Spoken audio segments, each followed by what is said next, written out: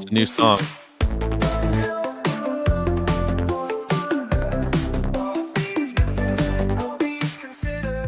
Diseases rage through the cages tonight, but we're on this planet and breathe the same air. It's all our health, so we'll all have to fight, because if you care to plan, you plan to care.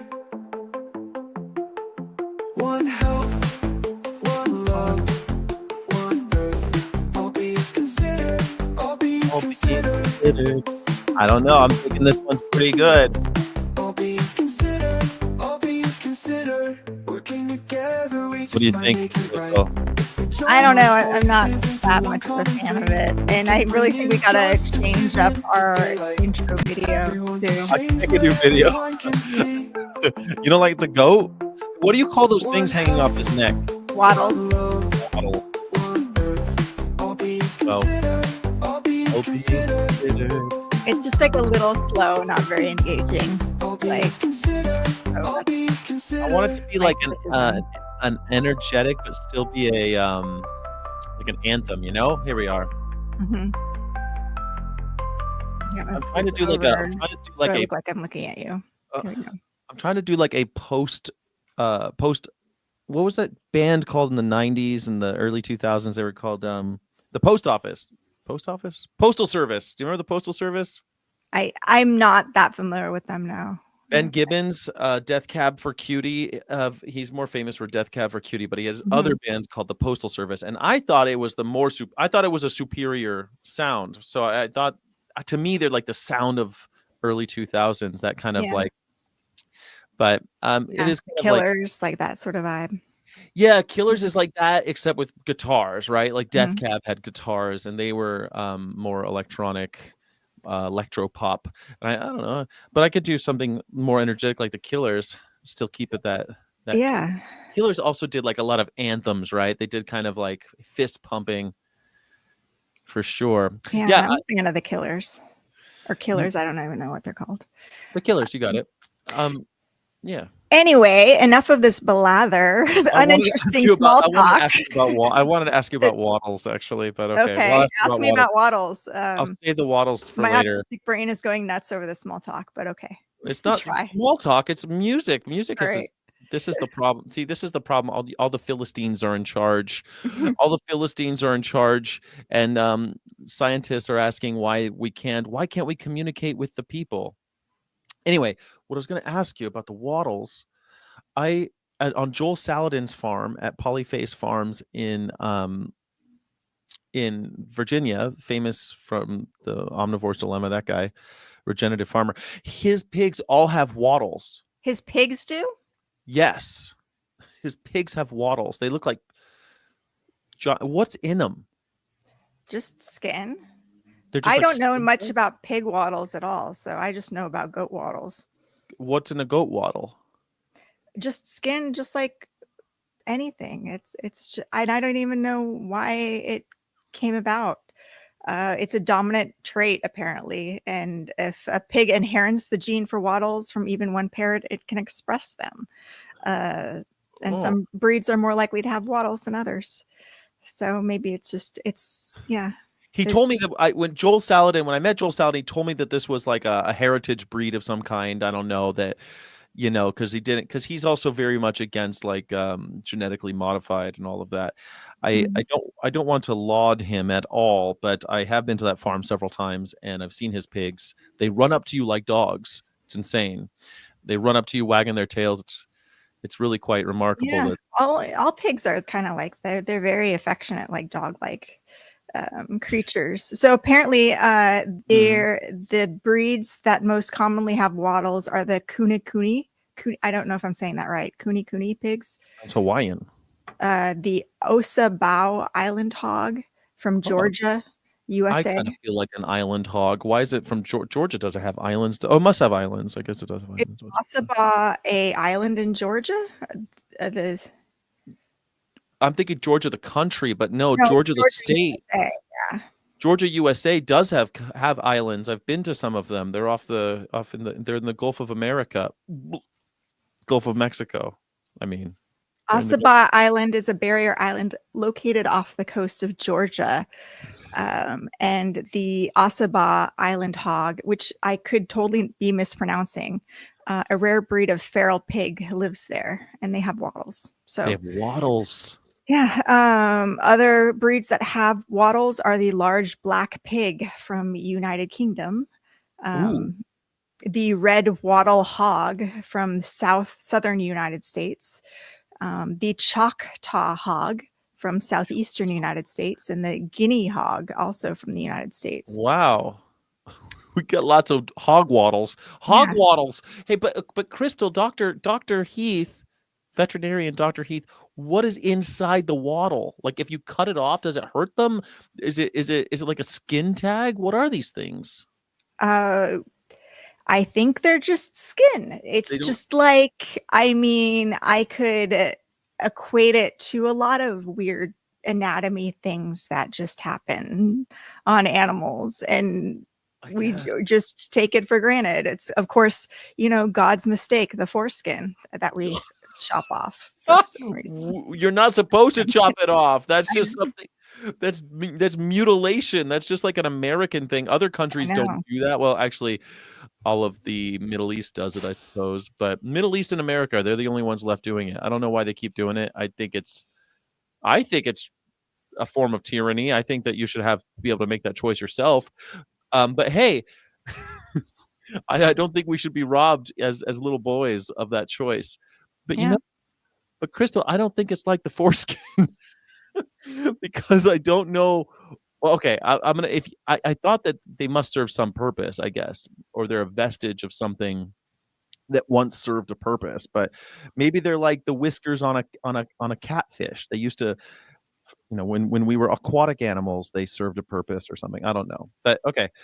Yeah, I don't know.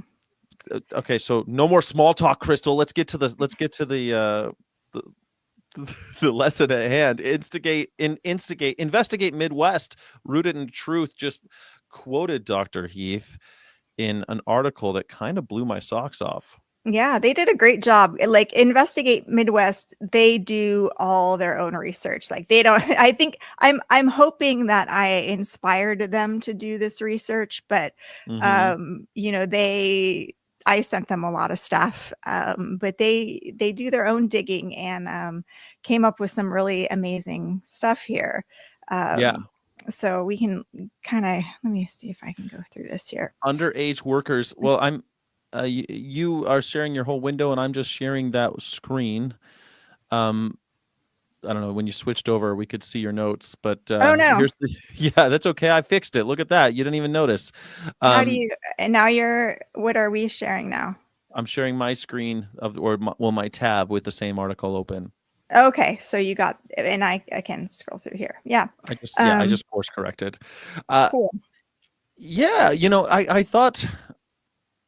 Okay, first of all, the image. This is a very clean looking farm. When you and I were looking at chicken production facilities, they did not look. I don't go inside the facilities. I've never seen inside. I've never been inside of a poultry facility, so I can't speak from firsthand experience, though I have seen pictures. And I don't trespass or break the law or anything. So neither would I, but I've been invited to these places a few times, and they usually have dirt floors. They don't look so nice like this. They're kind of dark, scary places. Yes. Thank you, Jackie Boyle, for supporting the channel. Thank you so much. We really appreciate you. 3 green hearts of courage for Jackie. Thank you, Jackie Boyle.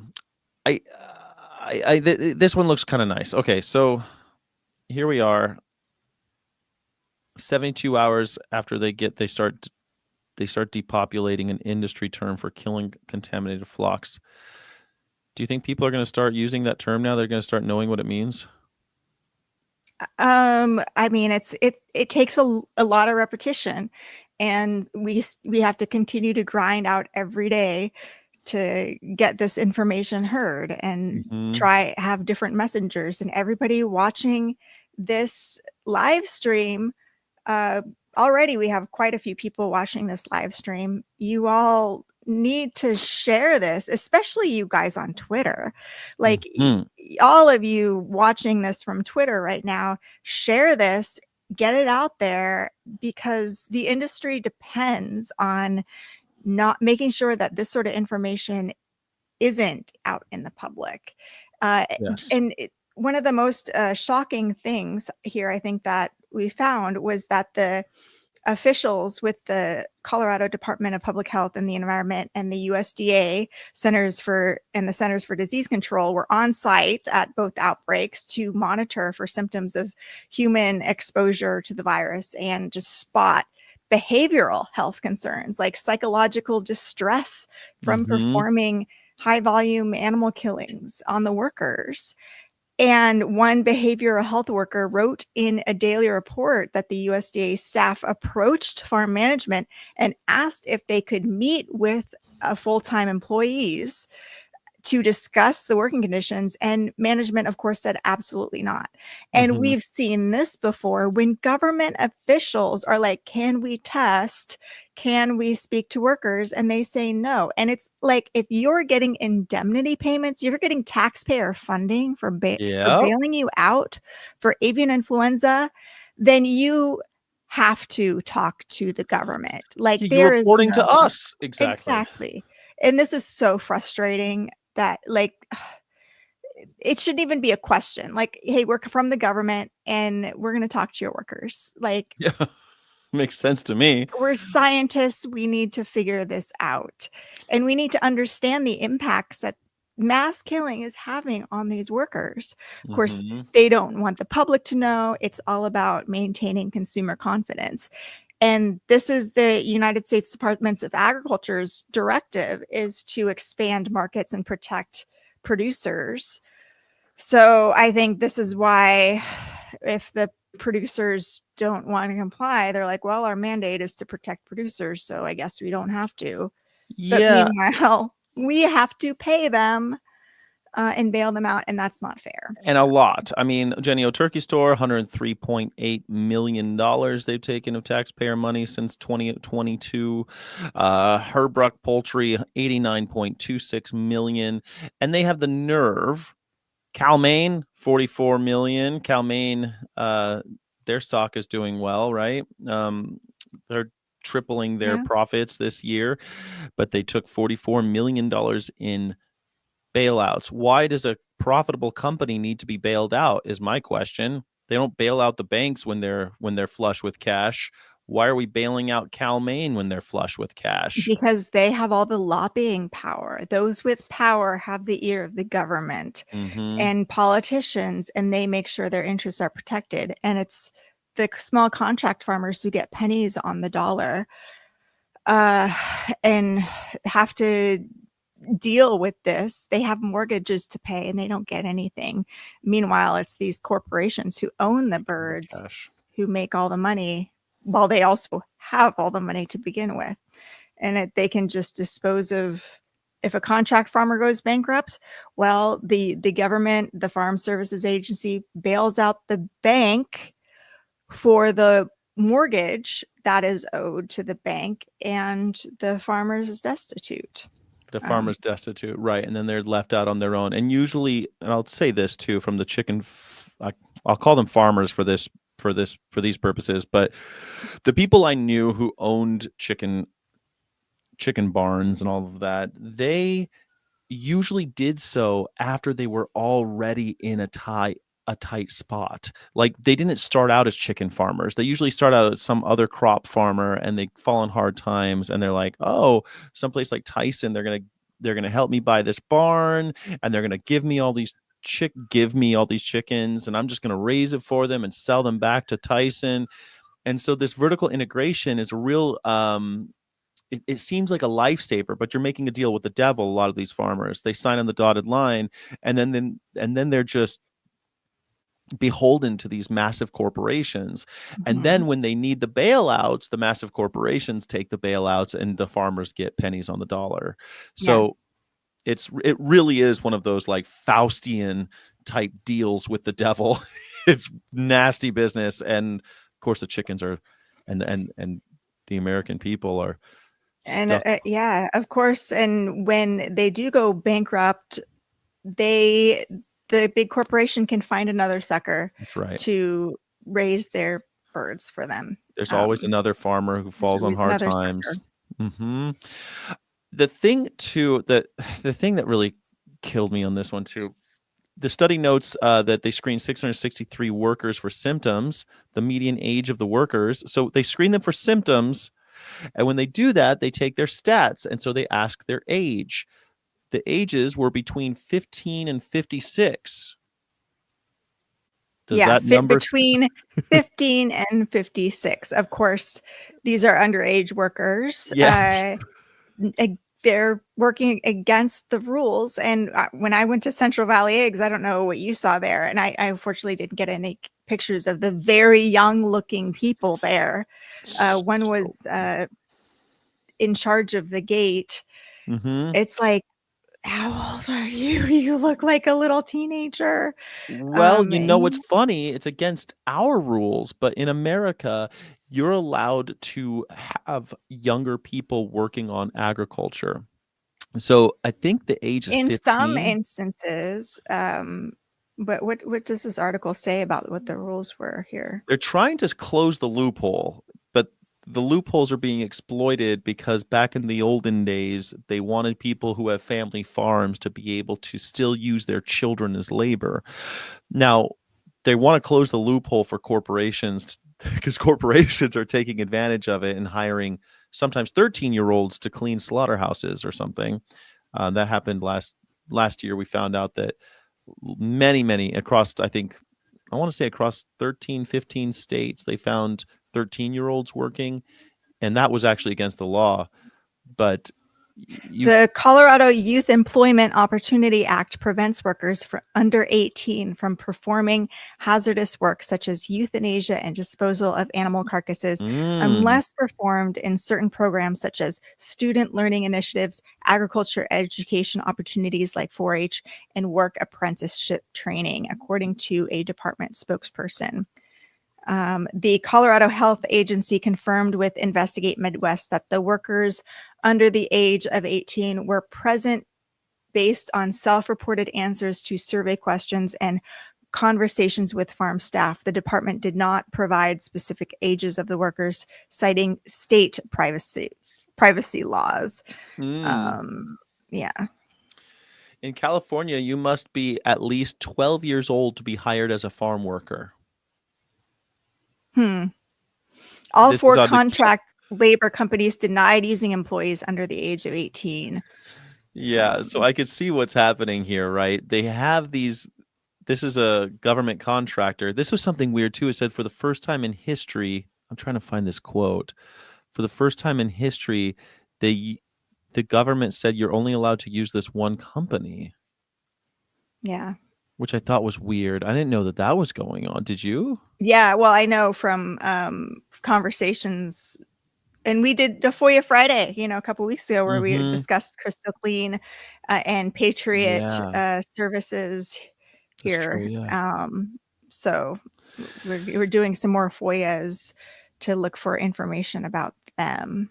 But yeah, it's a problem because it really limits the ability to perform less cruel depopulations if there's only one contractor who's based in Los Angeles, who's a federal contractor. And they talk about the large corporations, have their own contractors that they can use.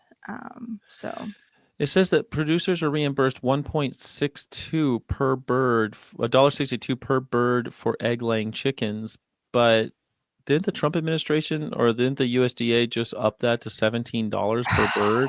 And I thought the average was $7 right now, but I guess it's probably averaged. Are they talking specifically about the contract farmers here? I gotta reach out to the author about that fact. And I also they say that they put them in carbon monoxide containers to kill them, and that's not right. It should be carbon dioxide, unless he knows something that I don't, but it's always carbon dioxide. So they say carbon dioxide in that chart, though. They might have just gotten it wrong. They don't say carbon monoxide. Yeah, because it just says carbon dioxide, cervical dislocation, foam, and ventilation shutdown. Yeah.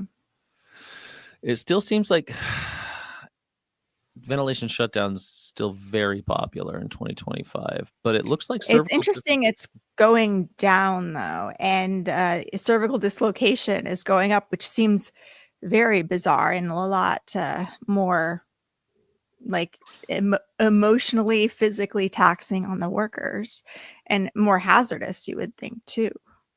Yeah, I mean, can you describe cervical dislocation for anybody who Just isn't a veterinarian? snapping their neck. It's not, but of course they Yeah. don't die immediately. They just become paralyzed and then they can't breathe and they die that way. But it's, Yeah. faster than killing them with ventilation shutdown. So Faster than ventilation shutdown. I mean, it's wild. 2022 looks like ventilation shutdown. It was going off like gangbusters. And now, yeah, I guess it is. It went down in 2023, but it's back up. I mean, it's still up at like how many? 26.8 million birds in 2025 so far. So it's not going down. We just started in 2025. mhm. So it isn't Yeah. going down, Crystal. It's just that the year is young. Yeah, we'll see what happens with the rest of the year for sure. Jeez Louise.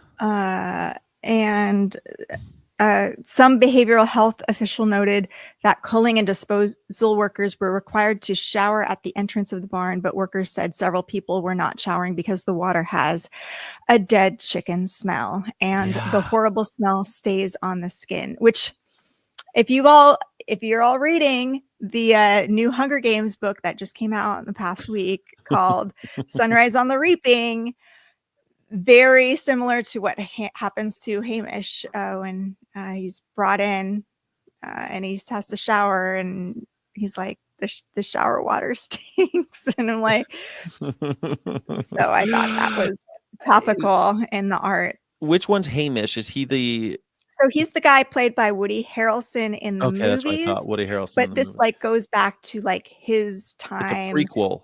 Playing, yeah, in the Hunger Games, like, and why he is the way he is. So it's really fascinating. It's like Anakin becoming Darth Vader. Mm-hmm. Got it. An origin story, if you will. Exactly. Fun. That's pretty cool. I guess like reading this, there are a couple things that I think that stuff about the children working, I feel like that's just, they already hired them and they got this new job. And even though they weren't supposed to be using kids for this type of work, they let them work anyway. I think that's probably what happened. But I love that when we have these types of emergencies, it puts a spotlight on the fact that we have children working in American agriculture. And exactly. They're not little white kids. They're exploited workers. How can you not be exploited if you're 12, 15, if you're under 18 and you're working in this type of job? How are you not exploited? I feel exploited. I got my first job at 13 and I was working on construction sites. I was exploited. Imagine if I was doing slaughter stuff like this, killing millions of animals. That's got to mess you up as a young boy. Yeah, it's or young girl. Not, especially if that's your first introduction to working with farmed animals, to be taught that there are units of production first, like, Bradley Miller of the Humane Farming Association, famously says, teaching a child not to step on a caterpillar as important for the child as it is for the caterpillar. And here we are denying them the opportunity to empathize with these animals. We're paying them not to empathize with the animals. We're paying them to snap chicken necks. Yeah, and what are the long-term effects of that? That can't be good. Like I think in America there's a direct link between our level of violence in this country or a proclivity to violence and this type of not having your first experience with animals be somebody explaining, like just having you sit with an animal and be like, can you think of how might this animal be feeling right now? What can you be doing to make this animal feel better? Are they anxious? Why are they anxious? I think that's so important. Like, that's what we need to teach kids. That's why I love LEAP so much, which is Leaders for Ethics, Animals, and the Planet. And we teach kids about farmed animals through farmed animal sanctuaries. So they learn early on, like, these are farmed animals, they're individuals, we have to cultivate empathy for them, and this is the proper way to handle them and raise them. Those animal handling skills are really going away, and it's sad. What's really sad to me, okay, so I read that book by Hal Herzog about the about people and animals, and he talks about how, like, although it's one of the markers of like a psychopath who's going to do bad stuff when he grows up, that is someone who tortures animals, by itself it's not like, if someone's torturing animals as a little kid, it doesn't really translate for adulthood. But if it's one of like 5 things together, it's like it's a pretty good indicator. But most people in jail of violent crimes actually did not torture animals as children. So I got to take this at the, that's why I stopped myself, because I'm going, well, what is this doing to kids? But this isn't that, is it? It's not like a little kid kind of foolishly or thoughtlessly killing an animal or doing something out of fascination. It's a child being paid to stunt their own empathy, overcome it, as a matter of fact, and then kill sometimes millions of animals. Yeah, I don't know if the kids are involved in killing, but just, having to work in that sort of environment where they're put at, they're not wearing proper PPE. They're put at risk of these viruses, which we've already seen young kids, succumb to this virus. So that's pretty scary. Well, yeah, the little girl. Well, yeah, infants have died of the virus. So it's just a matter of time, isn't it? I just think it's a matter of time. Now, I did see on this, they actually had some great photography as well. This isn't yours, so it's not as good as your photography, but this is the station where they wash the trucks off. But of course, they're in these containers, these plastic containers, so that's why they smell like death, because there's just death everywhere. The people have to go through these types of washers as well. Here's the foam, the nitrogen foam that I don't know if that's nitrogen foam. Is that what it says in the caption? It says water-based foam. Yeah, no, that's different than nitrogen foam, because that doesn't look like nitrogen foam, because the bubbles are big enough. Right, the nitrogen foam, the bubbles. High expansion nitrogen foam, you have larger bubbles so that the birds don't suffocate on the foam. With water-based foam, you have birds, they're suffocating as a method of killing instead of just dying of anoxia, which is different than suffocation. Suffocation is like buildup of CO2, asphyxia. They're not being asphyxiated with high expansion nitrogen foam. Oh, yeah, there was something, I remember when we talked to those guys at VMX who were saying that high expansion nitrogen foam, the bubbles are such the size that they block the esophagus and then they die very, very quickly, something like that. No, they don't block the bubbles in high expansion nitrogen foam have to be larger than, or the same size or larger than, the esophagus, so that they don't actually suffocate the bubbles, but they breathe in. The bubbles are a mechanism of delivering the nitrogen to replace the oxygen, so that they can breathe out the CO2, and they don't have the buildup of CO2 in their system. They breathe out the CO2, but they're breathing in nitrogen, and so they die. Because there's no oxygen. You're depriving them of oxygen. But they pass out in a few seconds and die a few minutes later because of that. Got it. Carbon dioxide displaces oxygen, so I mean that's got to be just a horrible way to die. Well, carbon dioxide burns mucous membranes. It's the sensation when you hold your breath. Right? When you hold your breath, that feeling of air hunger and that anxiety is the feeling of carbonic acid from the carbon dioxide building up in your bloodstream. Yeah, have you ever? So did I ever tell you the story where I almost died from carbon dioxide? No, what happened? So I was in a small room. It was a keg room, and we were opening up a new restaurant in Las Vegas, and all the pumps started going tack, tack, tack, tack, tack, tack, tack, tack, tack, tack, tack. And they were just clicking, and I didn't know what was happening. So I had these draft techs in the room. There were three grown men in this small room, and all of a sudden I could taste it. Like they say you can't taste it, but I think you can. It tastes kind of like metal. And then my knees gave out and I started to fall. And luckily there was no latch on the door. It was just one of those walk-ins that you could just push. It's a refrigerated room. And so they pushed me out and all three of us came tumbling out like it was like the Three Stooges. And I was immediately back. I wasn't like passed out or anything, but you don't realize, like, I don't know, man. It's a uncanny sensation because what carbon dioxide is pushing away all of the oxygen too. So all the oxygen that's in your lungs is being displaced, and so you're not getting any oxygen at all. Mm-hmm. It's a very bizarre feeling, but But you didn't feel any burning or like just like I've talked to people who've investigated like the pig slaughterhouse gas chambers, and they actually went down into the gas chambers when they were supposedly empty, but there was residual carbon dioxide in the gas chambers, and they said they felt an anxiety. Yes. So you felt that? Yeah, you feel like kind of. Yeah, you're like you feel like a panic.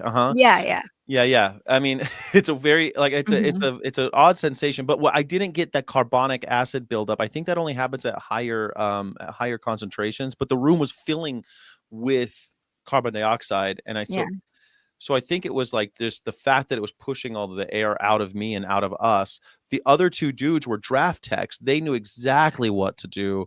Thank God I was in that room with them and not by myself.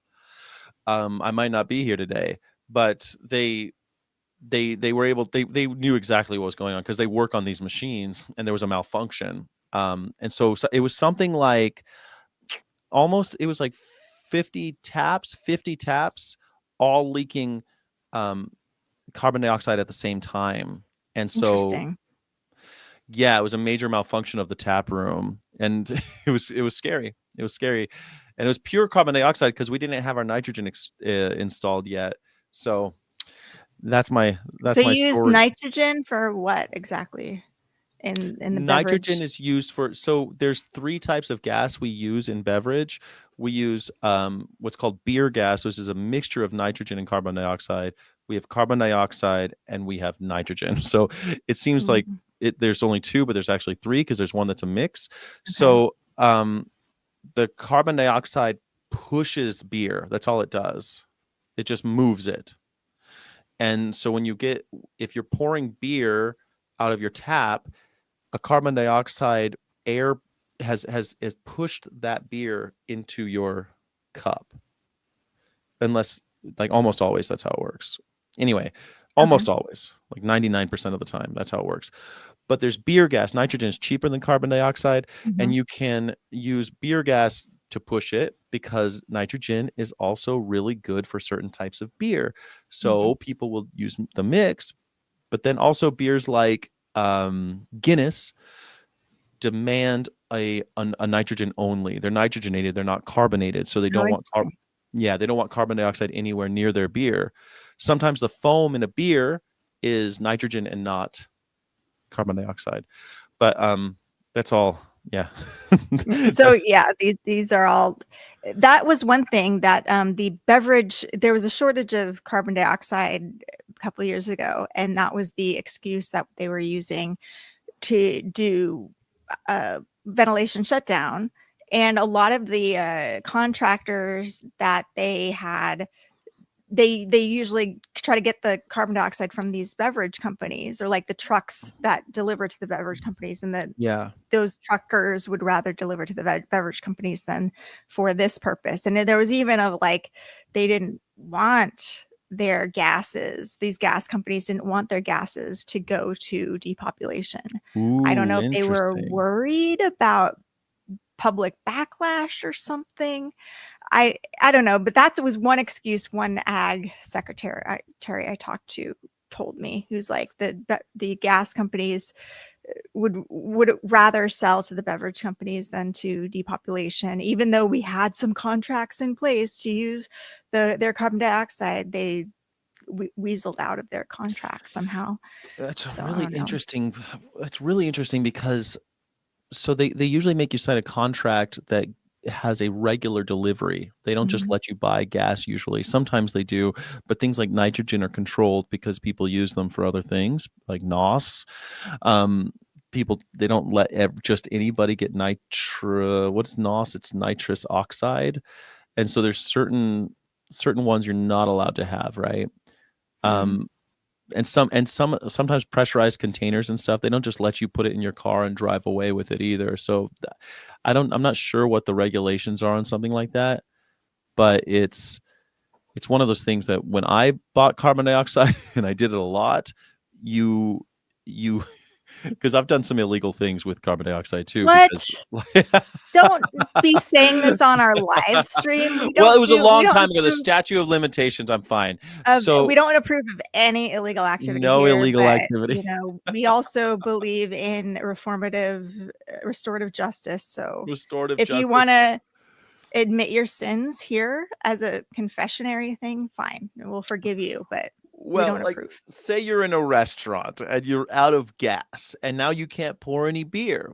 Well, a lot of times you'll just run down the street and ask your friend who also owns a restaurant, because you all know each other, and they'll give you gas, and then you run it back to you. And so you've got these canisters, right? And they come in all different sizes. So sometimes you buy one too small and you have a busy night and you don't have any gas, and then you can't pour anybody any beer.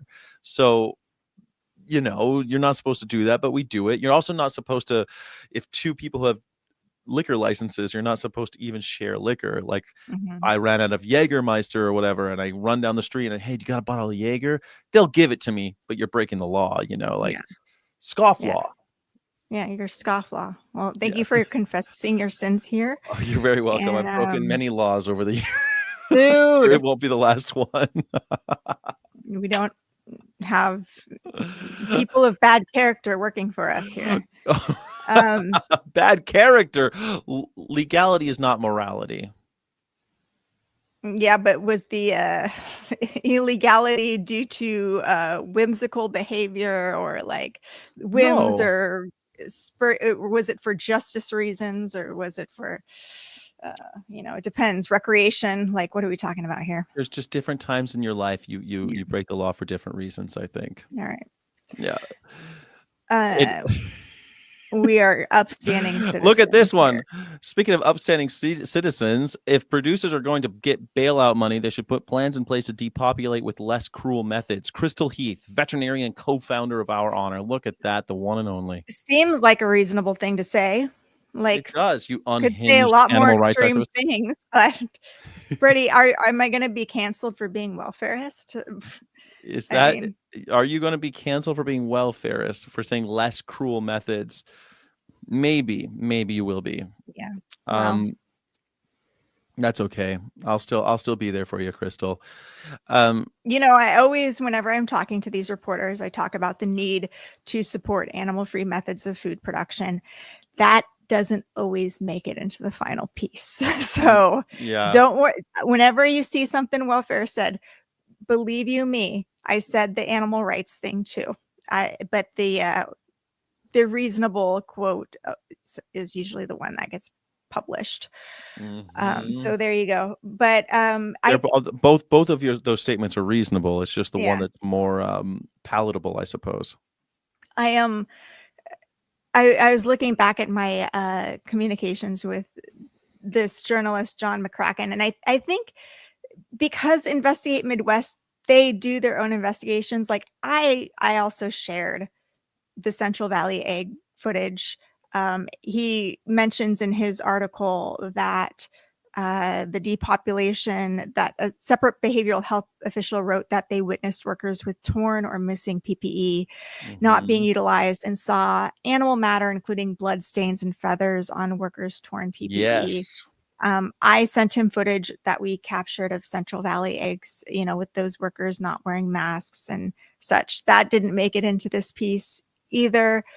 The thing with the footage that we share, and what journalists commonly say, is like, we can't verify this footage because we didn't take it ourselves. And like, even though I'm a vet and I'm, trustworthy and stuff, trustworthy and stuff. I like that. they sometimes the legal review process for various publications is stiff. And they also, I think, worry that, are we going to be sued by these wealthy companies? So, I mean, but that's very real. It used to be unheard of to sue journalists, but now, I mean, the mhm, president's suing journalists. So, I mean, the the producer yeah, of 37 years over at CBS as 60 Minutes just quit. So, yeah, things are scary. I can understand their trepidation, you know? yeah. Will our I was honor just, be at AVA yes. again this year? Yes, we are doing a booth.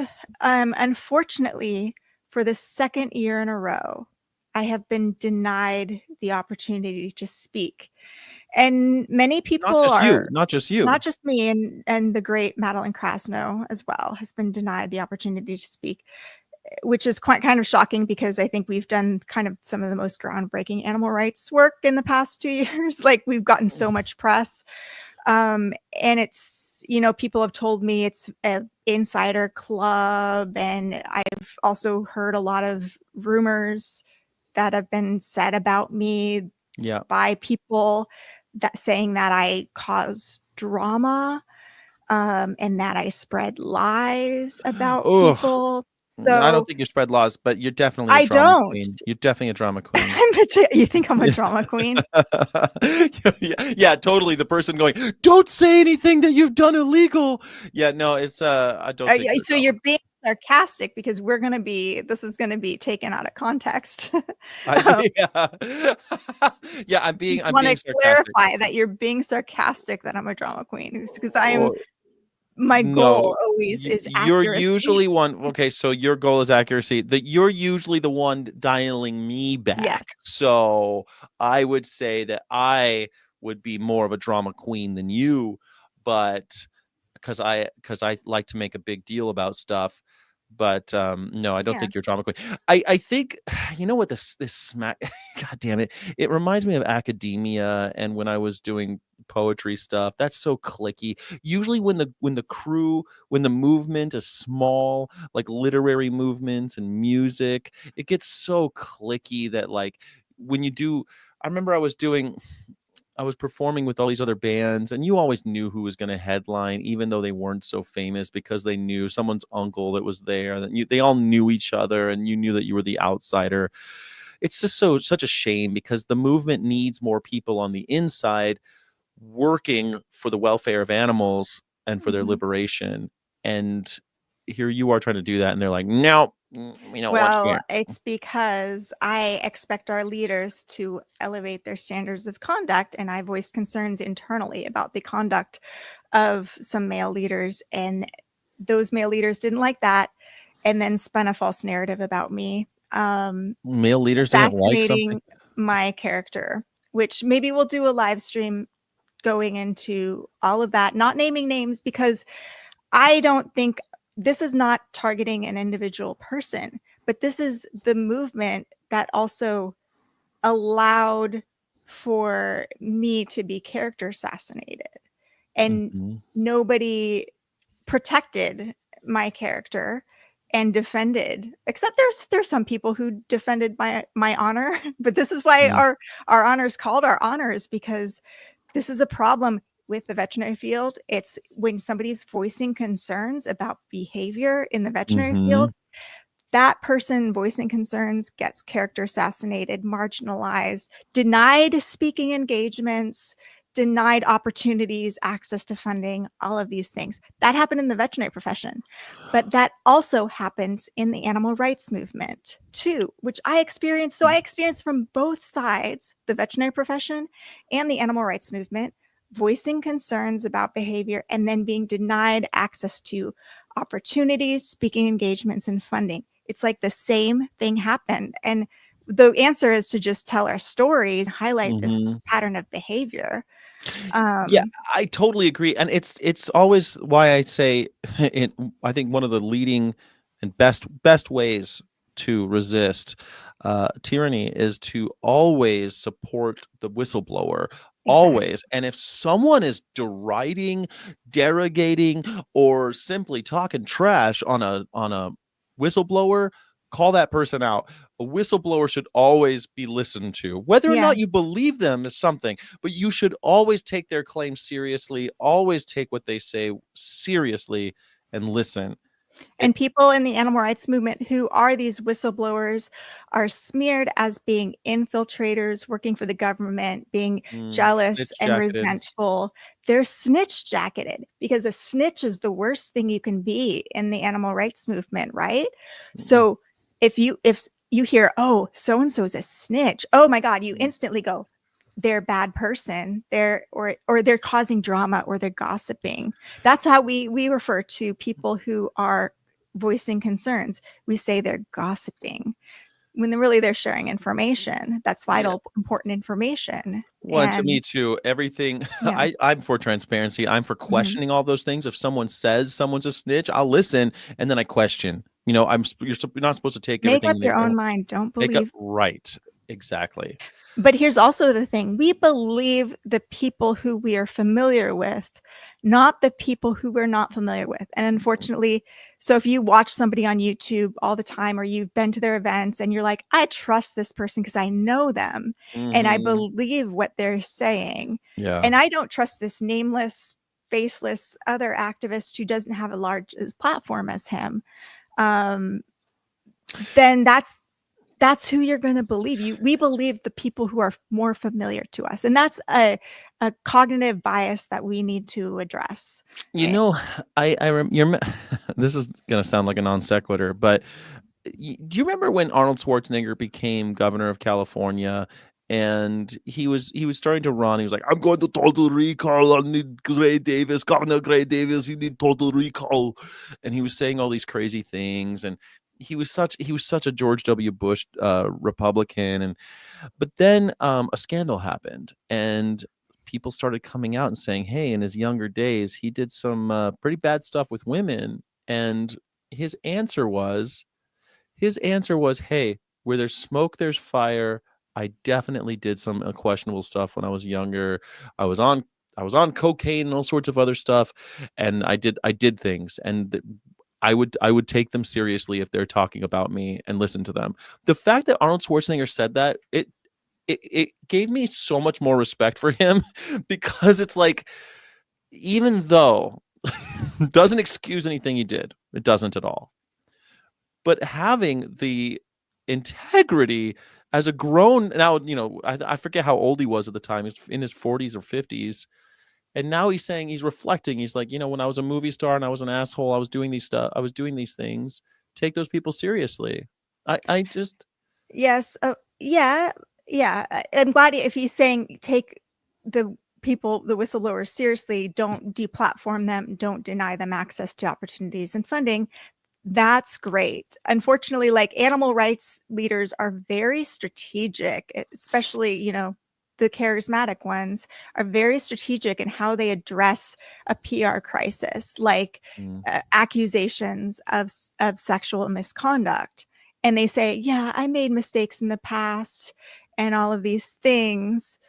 But these are, this has gone out of control. These are vicious lies, and this are harming, other activists and everything like that. And they're saying some things publicly, like, yes, I made mistakes, but also privately having all of their minions go around and spreading lies. And basically the lies that are going on about me is that I said that this person raped somebody, which I never said.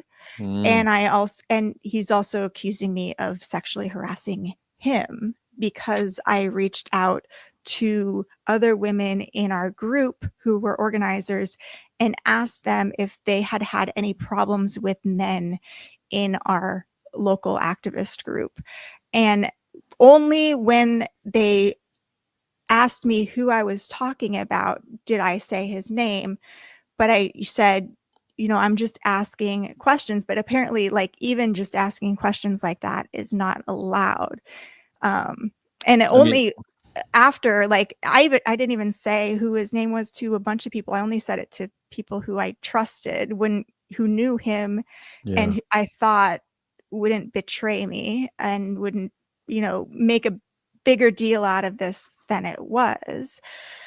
And then, but later people reached out to me to, like, get information, bait me into conversation, said like, oh yeah, I've had problems with him too. Tell me all about it. And I'm like, Mm. oh my God, you've had a problem too. This is a bigger deal than I thought. Like, and then, I eventually filed reports and saying everything I know, and the retaliation that he did against me, which It seems was, to continue to do. This it is the continues.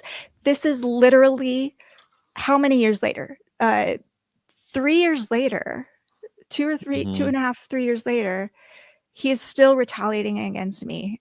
Still obviously being denied speaking engagements. There was a university that I was going to speak at, and there was a back and forth with this university, because of him. saying, oh, because of your relationship with this person, and Right. we represent him. Well, it's more about their relationship with this. We have an And existing he relationship with literally that person. said, Yeah. somebody literally said, because of your relationship with this person and the fact that we represent him and this organization.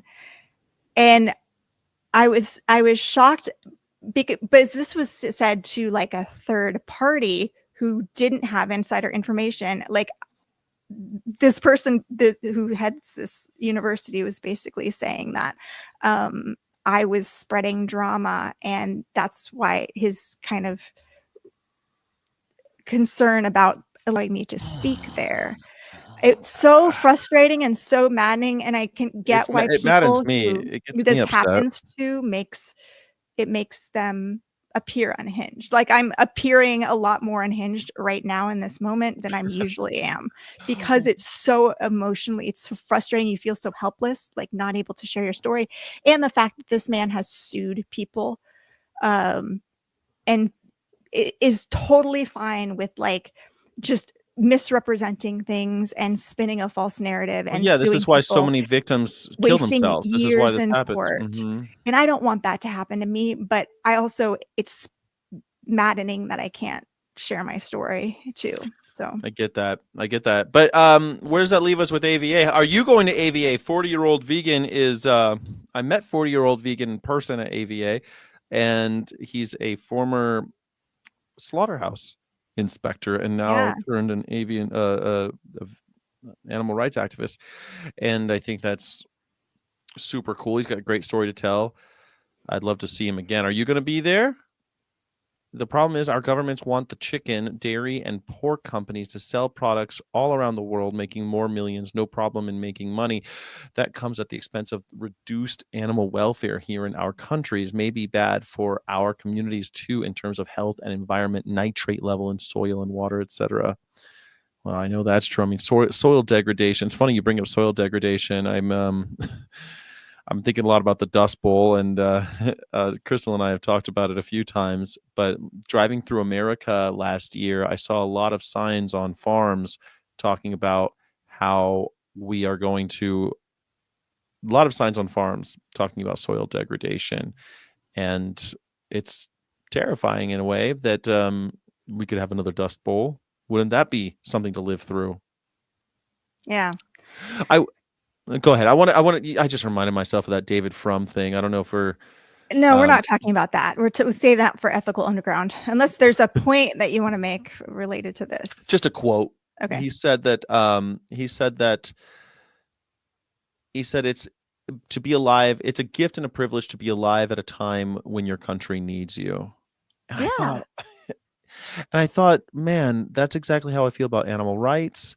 That's how I feel about so many things right now. I feel energetic. And when we talked to Jasmine of Our Hen House, shout out to Our Hen House, a great Yeah. podcast. If you guys aren't following Our Hen House, they are a wonderful Mhm.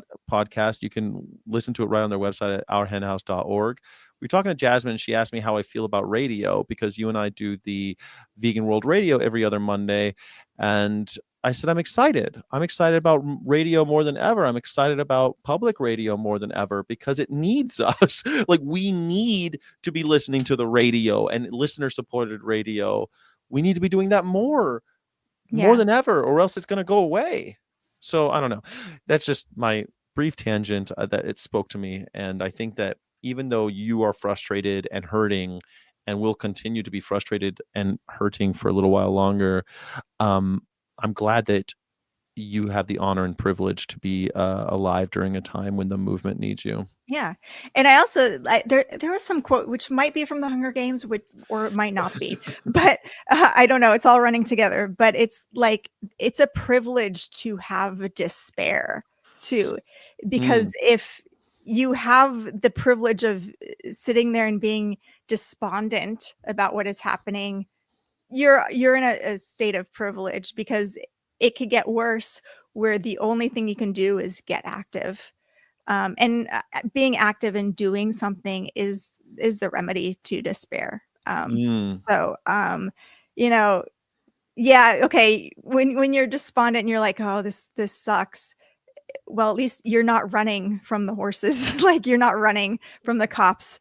You're not running from the state officials. So if you're sitting there despondent, at least be thankful that you have that privilege as of yet, because you might not, and you might just be running and trying to survive.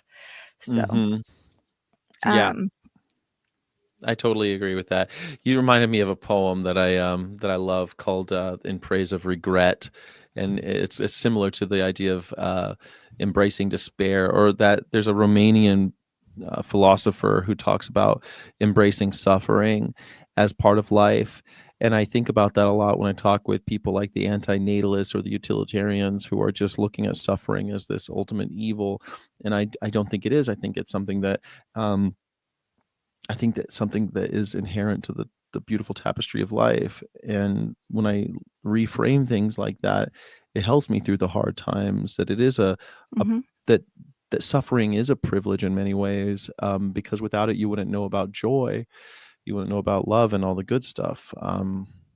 Yeah. You And need you that think contrast. like if all you've known is a nice warm house and a nice warm bed and food being delivered to you, then like getting up, showering, going to work might seem like suffering.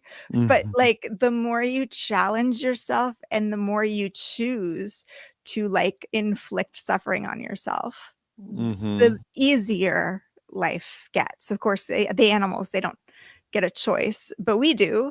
And we can elevate our own thresholds for what we consider suffering through voluntary action. So, working hard every day, doing hard things every day might feel like suffering for a bit, but it's great when you can choose to inflict that suffering to ultimately lower your threshold for, or raise your threshold for what you can tolerate. So. good point. Yeah, just like taking small doses of iocane in order to be. Or like fasting or doing a hard workout or running or like, I like you the know. iocane. Anyone who watched Princess Bride likes the iocane Mhm. reference more. So I think one of the headlines, because we love to like go after a target. McDonald's egg supplier kills millions of birds with Michigan with VSD. So this is Herbrooks Poultry Ranch, which I've done, my videos on for quite some time, and I'm so glad Investigate Midwest chose to highlight them because they are, supposedly a humane um, company, cage free and all of that. Mhm. But here you go. Herbrooks Poultry Ranch, the state's largest egg producer in Michigan, and supplier of eggs to McDonald's. I love it when we have the supply chain, like, and we know Yeah. who they supply. Like, thank you for doing that work. I don't know how you figured that out, but great. Uh, Disposing of dozens of dump trucks filled with chickens by the day during a depopulation that occurred in April 2024. Records referred to Herbrooks trucks hauling carcasses to be composted at an outbreak site named IO2, which is referenced to Ionia to Herbrooks used ventilation shutdown to kill the flock based on USDA depopulation data and references to renting and using heaters made in its daily logs filled out by staff. Daily workers' logs describe days where 55 loads of Dead chickens and other materials were hauled off the farms. Contracted environmental waste companies, composting companies, labor and disinfecting crews hauled dead birds and contaminated materials to nearby landfills, as well as composted the dead carcasses. And they have all of the data here, which I'm going to spend some time going through this. And I encourage you all to too. And maybe we can make some more social media posts and reels and such about this. So yeah, it goes into the composting. And of course, Herbrook received $89 million in indemnity payments for the flocks killed by VSD. It was part of fast food giant McDonald's push for cage-free eggs and the decision to prioritize the health and welfare of the animals, according to a 2024 company press release. So yeah, it's interesting that usually the caged birds are the ones that they use ventilation shutdown on, because you can use nitrogen foam on those cage-free birds, like if you spread the nitrogen foam, but they didn't do that here. That makes sense though, doesn't it? Because they're all stacked up, these battery cages, they're all stacked up, but when the animals are all just on the ground, the foam can just spread over them, right? Yeah, in theory. I mean, and that's been one of the big barriers to using high expansion nitrogen foam. It's like, oh, the stacked cages, will the foam stack up high enough? I think they've figured out that problem. They just like put, stuff, and they make these, columns and fill it with foam, and it works out pretty well, actually. But the saddest part of this is that we already know what the real solution is, which is stop raising animals for food. It's just so ridiculous that we have to keep saying it. But I mean, this is ludicrous what we're doing. It's just out of you just gave me this idea, this vision of the foam rising up the cages, and these animals know they're about to die. They know something horrible is happening, because you see them struggle. I've seen the foam go over the turkeys. That there was a viral video of the foam kind of going over the turkeys. Similar, I think that's water-based foam in that video. It looked like water-based foam, yeah. And it's like, okay, anybody who, like, you're now in charge of managing 5 million birds who have avian influenza. What do you do? And my answer is use high expansion nitrogen foam or nitrogen gas, because that's the least cruel method. And obviously, as fast as we can, support animal-free methods of food production and move away from this. But there's some groups that are even complaining about nitrogen foam, and it's like, well, I don't know. Well, I guess they're probably just complaining about. It's nice to highlight, huh? That there's cruelty involved, I guess. But we also, you should be like, I don't know, put me in charge of managing this. Like, I will take the responsibility. You'll be the Grim Reaper. I don't know. I just, man, it's such a difficult one, right? Because the revolutionary in me doesn't want to kill them at all. I want to let them free, see who we lives. should definitely try to rescue some of them, get them to sanctuaries, tell their stories, and be like, this is the face of the millions who are lost. But we're the Marshall Plan. How do we do the Marshall Plan of the animal rights movement? What does that look like? That's where I'm at. The Marshall Plan is a great one, but the Marshall Plan followed horrors, and literally, but that's what we're following, horrors. Right. Except the horrors aren't realized. People don't understand the horrors. It's just a growing group is starting to understand, starting to just come to realization that animals are what's happening in the field. Most people don't know. You hear that, because of bird flu, there's egg prices are up, or because of bird flu, the eggs aren't on the shelves. That's all they know. They don't think about depopulation or any of these other things. We got to get more stuff in the media. Of course. Yeah. I'm on board completely. But as it stands, ceteris paribus, right? We're in the situation where we have not witnessed the horrors, so we aren't ready for a Marshall Plan. Maybe, and this is something I hate to say out loud, maybe we should be rooting on the horror right now because it might wake people up. Maybe the fact that everyone will wake up because they can bear witness to these terrifying things that are happening. I think nobody cares. It's already bad and nobody You cares think? because they're just animals, and I care about Yeah. my family and friends only. I don't even care about other humans. That's the reality of most people, even in the animal rights movement. I care about that animal rights activist I know. I don't care about the activist who's being snitch Mm, jacketed and retaliated but then against, and why? I'm not even going to hear her story. Yeah, I get that, but why? Yeah, I agree, except that I see a lot of people cry when I do Cubes of Truth. I see a lot of Yeah. people who cry. So clearly, many are moved when Mhm. confronted with the reality of what their choices are, the result of their choices. Like, it's not. I don't think people are so calloused as to say they're just animals. Most people. Oh, I don't know. I don't know at what percentage. I I think what percentage of people are callous, and do we have more callous people now than we used to? I wonder. Maybe it's always been that way. It's true that I'm a humanist and I believe in the um i- in the prospect of humanity. I think that human beings have such potential. It's pretty incredible. But like James Baldwin said, that love has never been a popular movement. Love has never been a popular movement.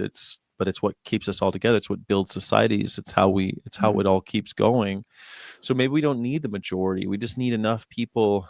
We just need the right people. You said to me before, the reason why Our Honor focuses on veterinarians is because if you were going to target market veganism, target market animal rights, animal compassion, whatever you want to call it, then you would go after people who are already in high trust fields. So Mhm. you don't need everybody. We don't need No, most people. We need the we right need people. veterinarians. Well, we need the right And 20%, right? Yeah, Mhm. veterinarians. Mhm. I think we forgot how far we've come just in the last 10 years. I've seen so much. Like what? I Mhm. actually think things have gotten so much worse in the You past 10 years. do? As far as more pandemic, like more zoonotic disease, more depopulation with ventilation shutdown, which was never a thing before, more pigs being killed in gas chambers, probably more animal experimentation in the past 10 years than has been done in the past, more money going to corporations. There's been an increase in the consumption of meat, animal-based meat in the past 10 years. So I think we're fighting enough. I'm not saying that it's over. Like, I've just begun and we're making progress, but it's I don't anybody who says we've made so much progress in X time, I'm like, oh honey, no. Well, we have had well, honey, the Honey, I'm oh, sorry, honey. I hate sweetheart. it when people do that. I get so offended. I get so offended when people write comments like that. If you want to offend me in the comments, call me sweetie or honey. It always And you're bothers not me. even a woman. Like, Yeah, that's I don't hilarious. think it's just the patron. I hate when people patronize me. Yeah. Um, okay, but you can look at victories though, and I think it's important to remember that we have come a long way in certain ways. Like we're no longer putting pigs into cars and crashing the cars. We're not GM no longer puts pigs into cars. They use crash test dummies. That's a good thing. So that's something that I think there's tons of examples like that where we can point to and say, you see, we did something changed. You're right. It's like you're the kid with the fingers in the dike, and every time you put your finger in the dike, the leak starts happening on the other one. You keep on trying to put your finger in all the holes, but Mhm. and so you're totally right. Like, of course, growing middle classes in developing countries, they are advertised flesh, and that demand goes up. People need more flesh all of a sudden, and they're selling more pigs in China all of a sudden. Like, you're right, Yeah. numbers are going up, but Shall we go on to this next science focus article? Because I can't even believe that this was just 4 days ago or something. Or when was Yeah. this? We haven't even talked about this on the show, and it feels like April 25th, 5 days ago. 5 days ago, but It feels like it was 2 weeks ago. But 5 days whatever. ago, this happened, and it was a result of Crystal and I went to we went to Queens, Jamaica, Queens, and we went to slaughterhouses and Donald live Trump's poultry. home grounds. Yeah. Donald Trump, is he from Queens? Yeah, like his dad's a real estate developer in Queens, Jamaica, Queens. Jamaica, Queens, back when the Beach Haven, what do they call it? I think it's just called Beach Haven, owned by Fred Trump. I guess that was in Queens. Yeah. Woody Guthrie stayed there. So the title is this is BBC Science Focus. Tom Howarth. I should pronounce his name correctly. Tom Howarth. It's got to be Tom Howarth. So he's also the same reporter who used to work with Newsweek, and he reached out to me recently. Was like, hey, just so you know, I'm with BBC Science Focus now. Like, if you've got anything, let me know. And I'm like, well, I got something for you. And he said this article was great. He came out with this. Campaigners and experts are raising the alarm after video footage obtained by BBC Science Focus reveals that inner city poultry markets in New York are failing to take recommended precautions to protect staff and the public as bird flu cases in the state continue to rise. The footage shows staff at several locations in Queens handling birds without basic recommended personal protective equipment such as masks.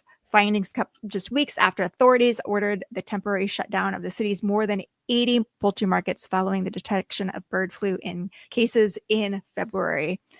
And here's a picture of one of the places we went. Yeah. No mask.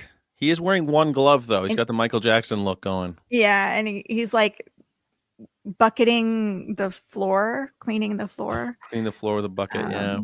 This still is taken from a video captured at the entrance to a live poultry market in Queens, New York on April 13th. Shows a worker without a mask or other basic PPE. They appear to be wearing one glove and are seen touching their face with the ungloved hand in the footage.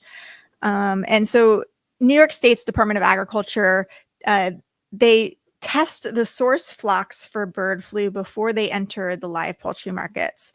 And yet now the number, it says 16 live bird markets. I think that it's up to, it might be up to 22 or something. I'm going on to, this is the current, let's see what we've got here. New York, Queens on the 24th was another detection. And it's interesting. So also, okay, let me go back. Well, let's describe these places a little bit. I think most people don't know that there's live markets, wet markets in Queens, in New York. And we saw one also in Brooklyn. They have these dozens of live markets. I swear to God, one of them had a cow, but I couldn't get a picture of it. I think one had a cow, but a lot of them have larger animals, multi-species animals, guinea hens, ducks, geese, chickens, and they're arriving in New York on these trucks, and they keep them in these cages, and patrons come by and they pick their chicken out and they'll slaughter that chicken for you right there. They're hacking up animals right there in front of you a lot of times. It's really bad. It's quite a shocking thing. Here's the thing we're worried about. Like, workers are and people, the public are allowed to come in and out. This creates the perfect situation for somebody with the seasonal flu virus to then become infected with bird flu. Yeah. This creates, if they're infected with both, the virus can reassort and mutate and cause a new virus of potentially pandemic potential. If it were able to spread from person to person, that could create the next human pandemic.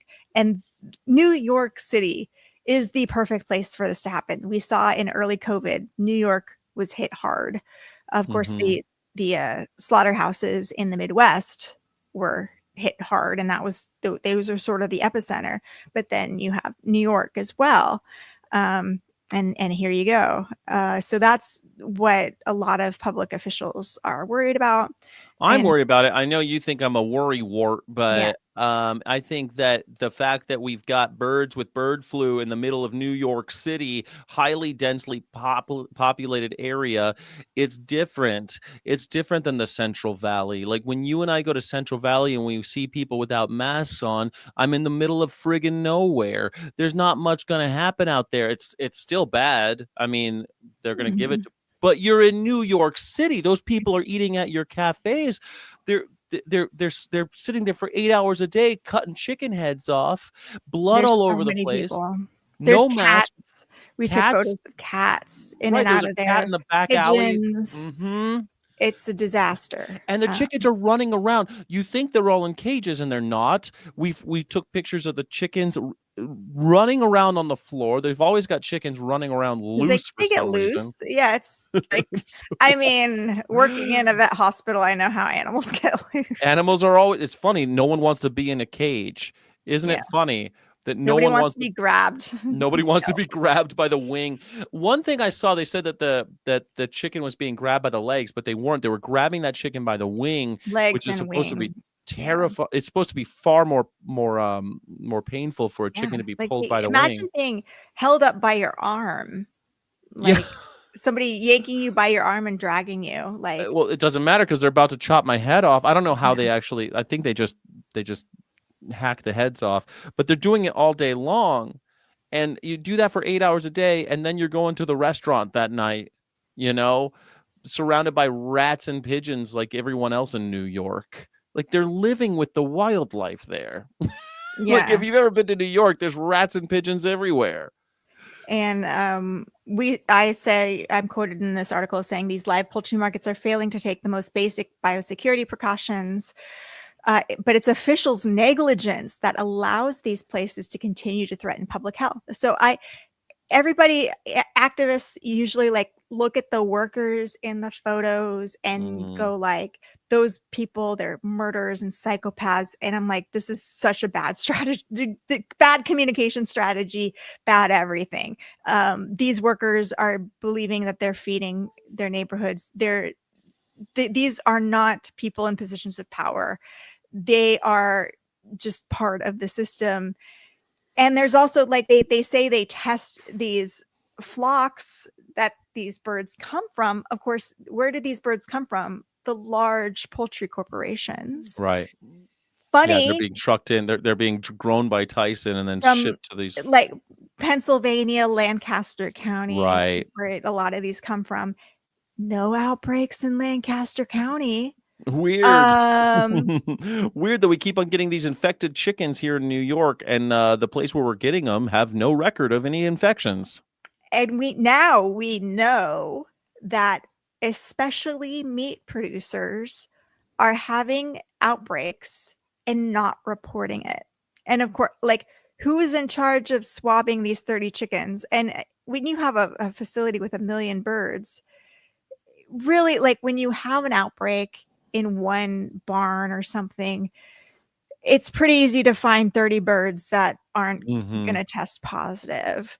So I am highly suspicious, or you're testing and they just aren't positive yet or something. I'm just kind of mulling over what you said. I know that the workers are powerless in this situation because they're just, sometimes we're not everyone's blaming the workers. I'm blaming the officials for allowing this to happen. Blaming the officials, blaming the government, but you know what? I have to say, I don't want to be, you don't want to be this powerless NPC in life, right?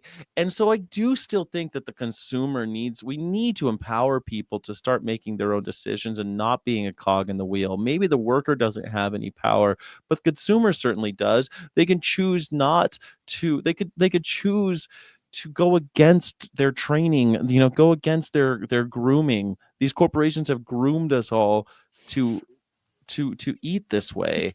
And where's that discipline? Where do people just go along like zombies following Mm. orders, everyone's Yeah. been in a bad job where you stuck around too long, or a bad relationship where you stuck around too long. But Word. yeah, Been right. We've all there. been there. Right. We've all been there. But like these guys, these people who they just do what they're told.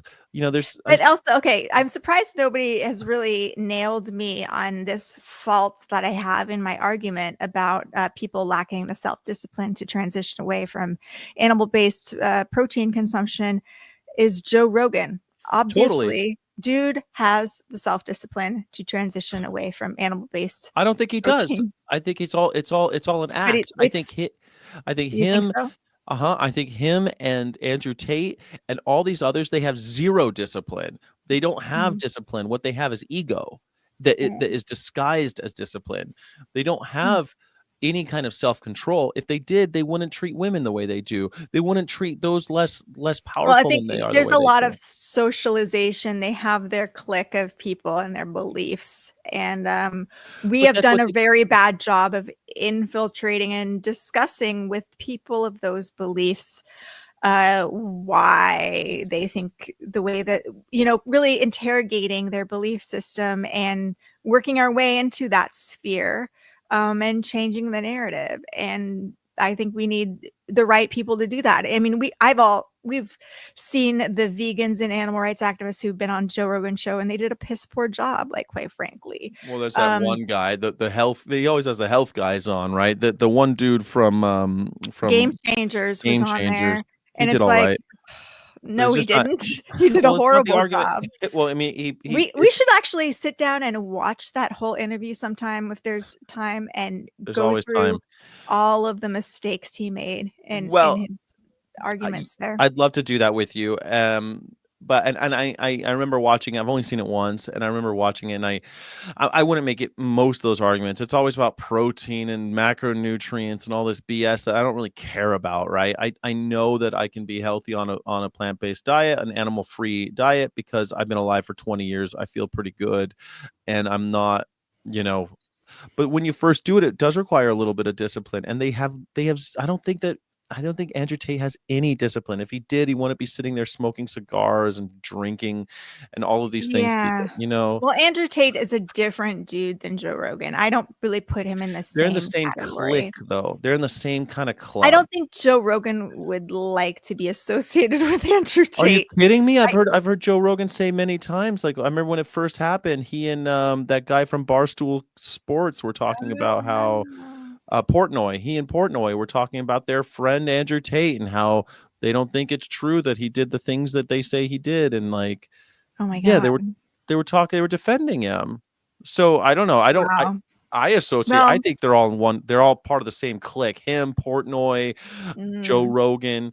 Like, these guys don't have discipline. Come on, they're jokesters. Portnoy defend a woman, and I was like, oh, good for him. Was Was she it? a pizza maker or something? I think Oh he'd defend a God, I pizza maker. That forget. guy. I forget what the story was. It was like, oh, that started me like watching Dave Portnoy to figure out what his deal was. Yeah, I mean, like, look, I mean, you get people like this, like, I don't want to be vegan, pretty simple. I mean, it's just like pretty simple-minded. But I mean, I don't know sometimes how to deal with people like that. Like, you can be an NPC your whole life, and I'm not really trying to get every NPC to wake up. I'm trying to target market the ones that could actually make a difference. Clearly, someone who's going to say something, I don't want to be vegan, pretty simple, isn't like a change maker, isn't someone who's going to be on the front lines of justice, trying to make a difference in the world. That person's going to die having never made any difference to anyone in life. But like, but a veterinarian, if I can convince them to go vegan because they love animals, maybe that would be, because they, not necessarily because they love animals, because I think that there are people who love animals and still eat them, but because like it's the most logical way to feed 10 billion people without creating viruses of pandemic potential. And in the end, when you look at it, hey, like abolishing systems of hierarchy where one species rules over the other is kind of important to One Health. Like, we can't prioritize Mhm. species with greater moral concern to us over others, because ultimately, if we harm one species, we harm them all. Yeah, I mean, what you're speaking So to is principle, right? Like, this is yeah. something I want to appeal to, is people's principles that I hope that they already hold, or at least if they're espousing it, I hope that they will actually embody it, right? Like the idea that we are that total liberation is the goal, that freedom is the goal, that slavery is antithetical to our existence and our humanity. These are things that I hope we all can hold to be That true. slavery is antithetical to our humanity. I don't know. Some would argue we've always had slavery. Like, that's just the way things are. But And we we've always had. haven't always had slavery. We haven't always had people owning others. I mean, this is why we've had to make up things, right? It's not something we've always had. It's something that that exists when the powerful get too much power, you know? Mhm. This is like the serfdom is sort of like slavery, but it's because they thought that the people belonged to the earth. I mean, this is your way of thinking has to change. But I think as a modern human, I think that it's an affront to my humanity, the fact that slavery exists at all. And I'm against it in all of its forms as a principle. That's where I think I differ from the average vegan and Mhm. the average dude, you know? Yeah. So this one says, we're urging public health officials to take stronger action to prevent the further spread of bird flu in New York's live poultry markets. And the markets can find multiple species and create the perfect environment for the virus to mix with other species, influenza viruses, including the human seasonal flu. These conditions could facilitate viral reassortment, where viruses swap genetic code with each other, creating a new virus that could spread from person to person. Heath's footage captured several apparent breaches of biosecurity recommendations. But then they interviewed the New York's Department of Agriculture and Markets, which told Science Focus that the best practices for live poultry markets include discouraging unnecessary visitors, using biosecurity signs to warn people not to enter buildings, which we didn't see any of that, requiring visitors to No. cover and disinfect footwear. That's ridiculous. That's just not done anywhere. They So, had old ladies sitting in the room with dead animals sitting on those stainless yeah. steel countertops. I didn't see any of that. Yeah. Screening visitors for recent contact with Screening. birds, Like, nobody screened me when I walked into report these places. anything unusual, especially sick or dead birds, to the department. So in response to requests for comment, the Department of Health Commissioner James Donald McDonald said, while there is no immediate threat to public health and no known cases of highly pathogenic avian influenza in humans in New York State, I urge everyone who has regular contact with livestock and wild birds to remain vigilant and take precautions by wearing personal protective equipment when you're in contact with these animals. But despite these warnings, the Department of Health confirmed that it has no plans to mandate the use of PPE in New Mhm. York's live poultry markets. And I'm just throwing this out there. I wonder, to any attorneys out there, at what point can you sue uh, Yeah. the government, the Department of Public Health, for not taking action and protecting public health? Especially when, like, could we get a bunch of public health officials, experts, to start urging the Department of Public Health to take action here? Um, and if we can't, like, let's start a petition. Let's, like, hey, get the New York Department of Public Health to, like, implement these practices, signage, no entry of the public, PPE for the workers. And if they don't, and an outbreak happens, class action lawsuit. I don't know. I'm not a lawyer. I don't know. It's shocking, the filth of these places. Like, again, everyone knows that I worked in restaurants a long time, and all the places that I worked at were spick and span. We kept things so clean you couldn't believe it, because in the Southern Nevada Health Department, if you're in that jurisdiction, they'll come with a fine-tooth comb and white gloves. They look for everything. They're like scraping the top to see if there's any dust up here or any. They're doing really extreme. In California, it's not as extreme, but I always worked in really nice places, and we We took it very seriously. And then I go to just one step before it gets to the restaurant, right? It goes to the slaughterhouse. The animal comes to a slaughter, and the slaughterhouses are filthy. I remember when when the boar's head thing happened, and how filthy the descriptions of that place were, and why they had listeria. They had a huge listeria outbreak, and all those people were dying all over the world because of boar's head.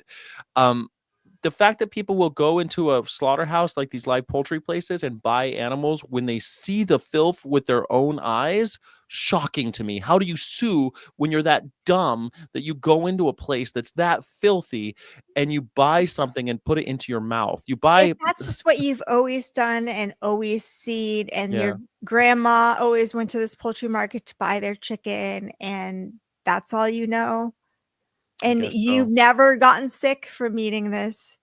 Well, or you did, but who cares? I just shat myself a little bit and I'm feeling better now. Like some of these guys did get, some of these people do have, they have had diarrhea and norovirus and salmonella and stuff. They survive, so they get better and they feel good again and they go back to eating whatever they ate. I It's mean, amazing how people eat stuff that makes them feel bad and yeah, continue to do it. I yeah, we'll know I continue to do the do it. same thing, like, when I'm traveling or whatever, there's, like, baked goods and bread, and that always makes me feel bad, Oh, and maybe we yet should do it's like, salads next if time. it's in Sorry, front it's of my me, I fault eat that it. I That's make you fine. eat I make you Like, eat tofu sandwiches, and it's my fault that I'm you're. like, "Oh, that sounds good," like, whatever, like, I do make a good tofu sandwich though. yeah, it's just the tofu, not the bread part, will We'll be just do fine. salads next time. It's summer. Mhm. Summer's our salad era. Mhm. Karina and I have been eating a lot more taco salads and stuff. I'm a big fan, so Yeah, we'll just do salads in the Bay, I guess, instead of nice. sandwiches. But no, I you're totally right though. People smoke cigarettes when they wake up coughing. They when they melt their esophagus with alcohol, they take alcohol enemas so they could still get it. I mean, people go to great lengths to get things they're addicted to, and if you're addicted to flesh, I suppose that's. But I guess that's the thing is what's crazy to me. Here's what's it's hard to articulate. So the thing that's crazy to me is that we go to such great efforts and expenditure to make sure that every restaurant is clean and gets a grade on the door. You get an A, B, or C on the door. Well, a C means you're closed down. You get an A or a B. That's the best you can do. The worst you can do is a B in a restaurant. But a slaughterhouse, you got drippings from the ceiling. Everything's like the fact that people would eat something out of one of those places when they demand such clean places Well, the at restaurants. consumer doesn't demand that of restaurants. No? It's like public scientists, public health officials got together and they're Mm, like, "We need to solve this problem." The consumers didn't demand it. It was like experts getting together and deciding that, like, these are the standards that we should have for restaurants yeah. and making sure that those are implemented. You're And right. Like the reason why unfortunately, this is why it's foolish to reach out to waste your time on individual people on the street, because it's the people who implement change are the PhDs, are the doctors, the health experts.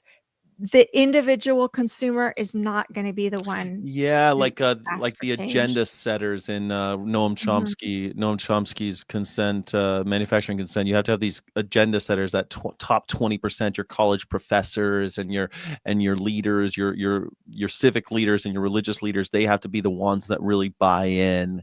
And then that makes perfect sense. You're totally right, because in the Southern Nevada Health Department, I dealt with them quite a bit, and we had in-house health inspectors at MGM. They have in-house like they have a head guy and several other health inspectors there all the time because they Mhm. can't afford to lose their licenses. I mean, we're talking multi-billion-dollar operation I was working at.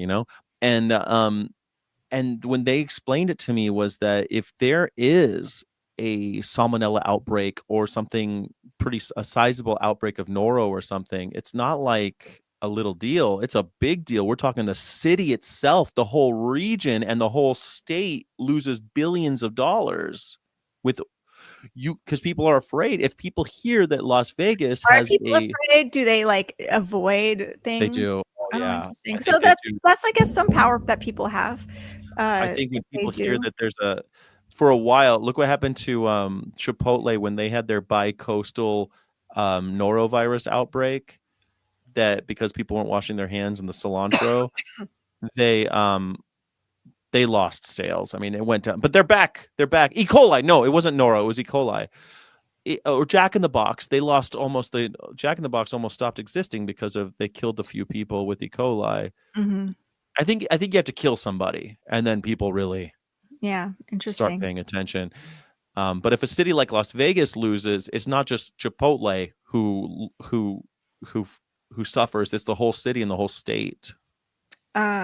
Here, Professor Jara Jagni, a poultry specialist, veterinarian, a member of the United States Department of Agriculture's Live Bird Market Working Group, told BBC Science Focus that while PPE is strongly encouraged for workers, there's no legal requirement to enforce it.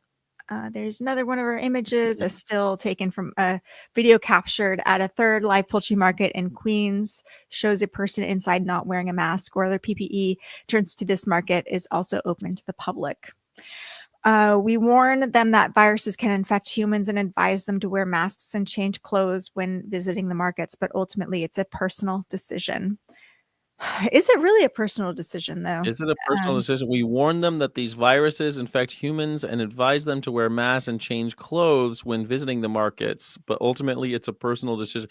Is it a personal decision when the entire city of New York do you remember in Spider-Man where Dr. Octopus creates a sun in the middle of New York and it it starts swallowing the whole city? Well, it's a personal decision. If he wants to build a black hole in New York City, that's a personal decision.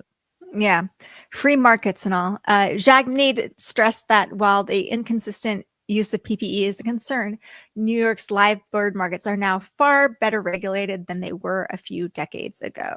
Now regulations govern the sourcing, handling, and testing of the birds. God, what did these places look like a couple decades ago? What do you think these places look like? I mean, they were pretty ramshackle. It used to be really bad, she said. New York State has more markets than any other state. We had to take the lead, and that's exactly what we did. For many years, we hardly saw any influenza in these markets. Well, that's true of we hardly saw any influenza back in the day. Yeah. Almost never. The pangolins. Today's source flocks must be tested 72 hours before birds enter the market, and additional sampling takes place on arrival. I wonder, though, all of these markets have tested positive, and I want to know, are they getting infected there in the markets, or are the source flocks ever implicated? Because I'm not seeing any source flocks on the USDA's list of infected flocks.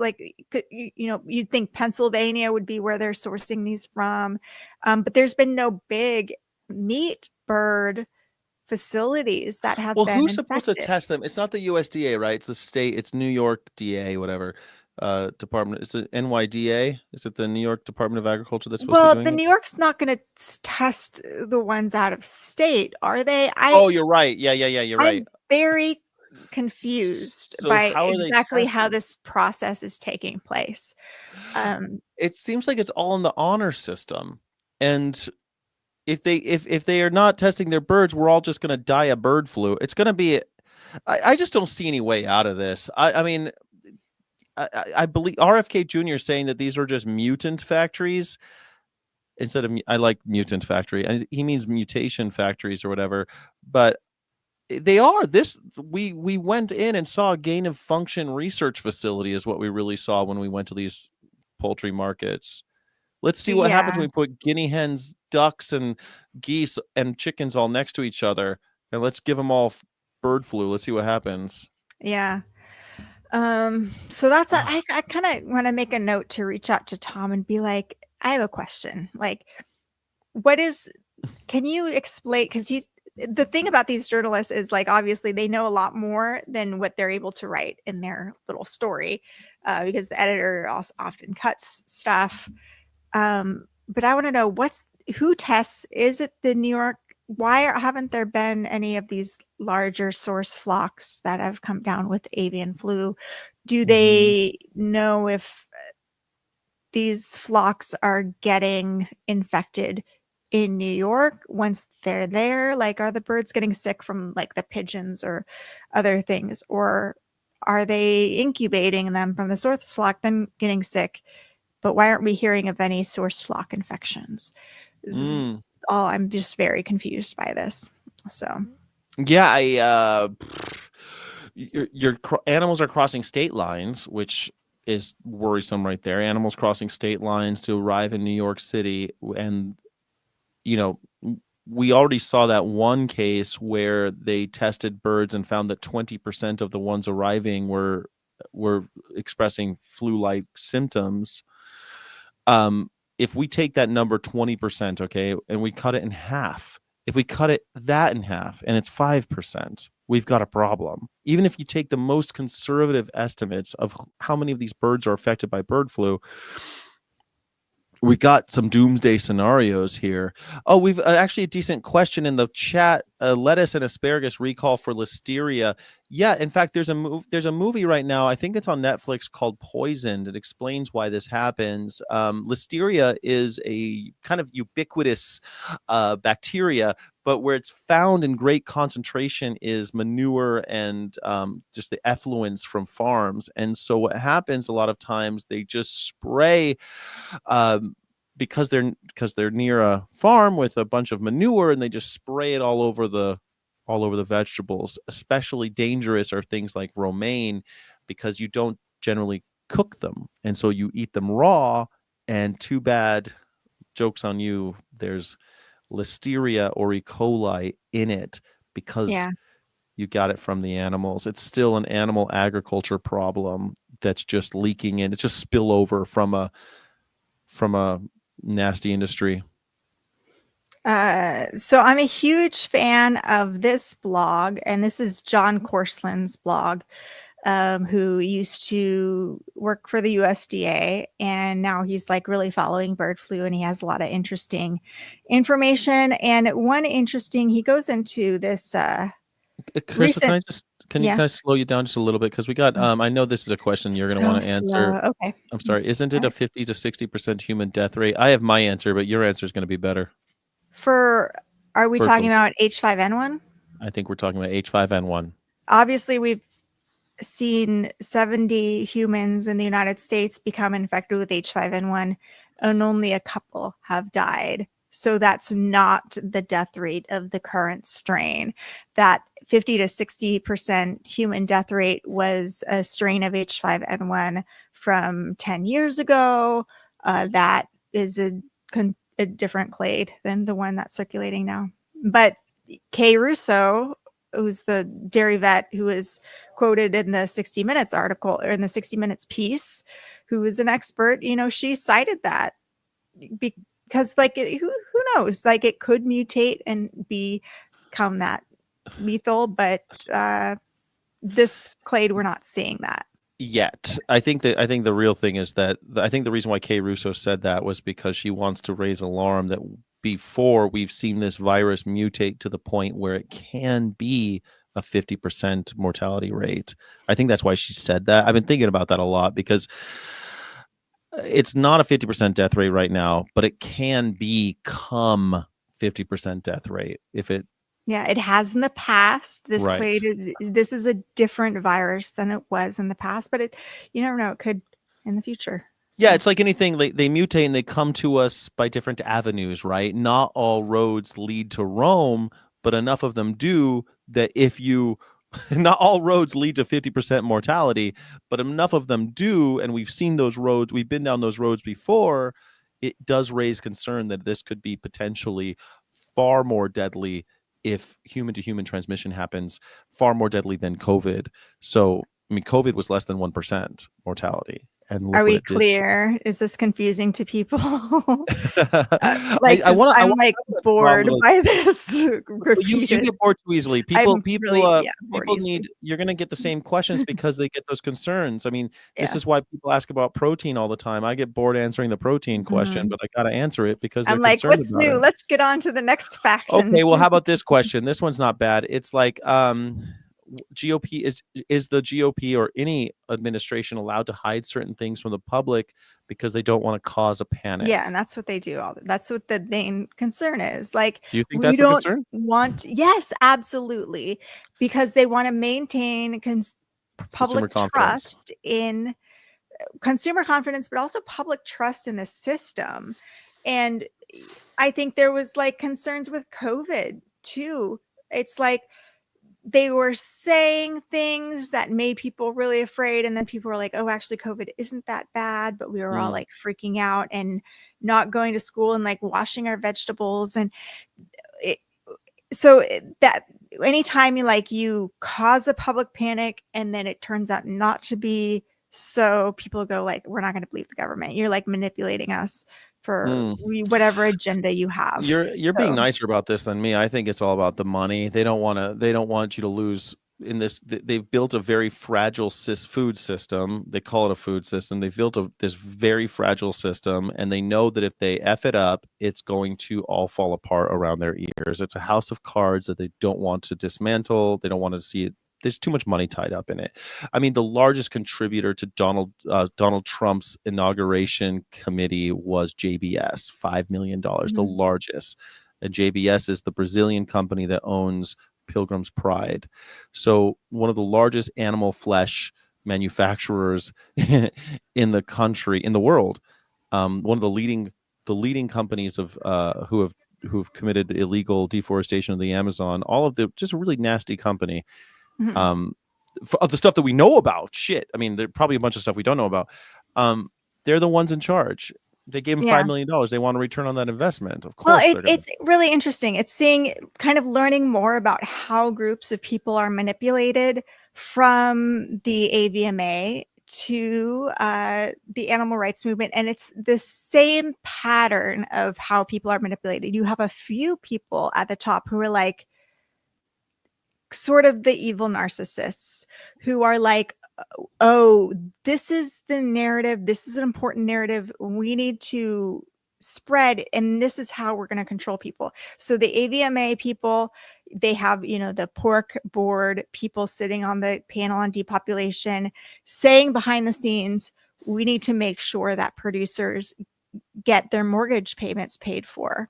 And we're also worried about them being charged with criminal animal cruelty for using ventilation shutdown.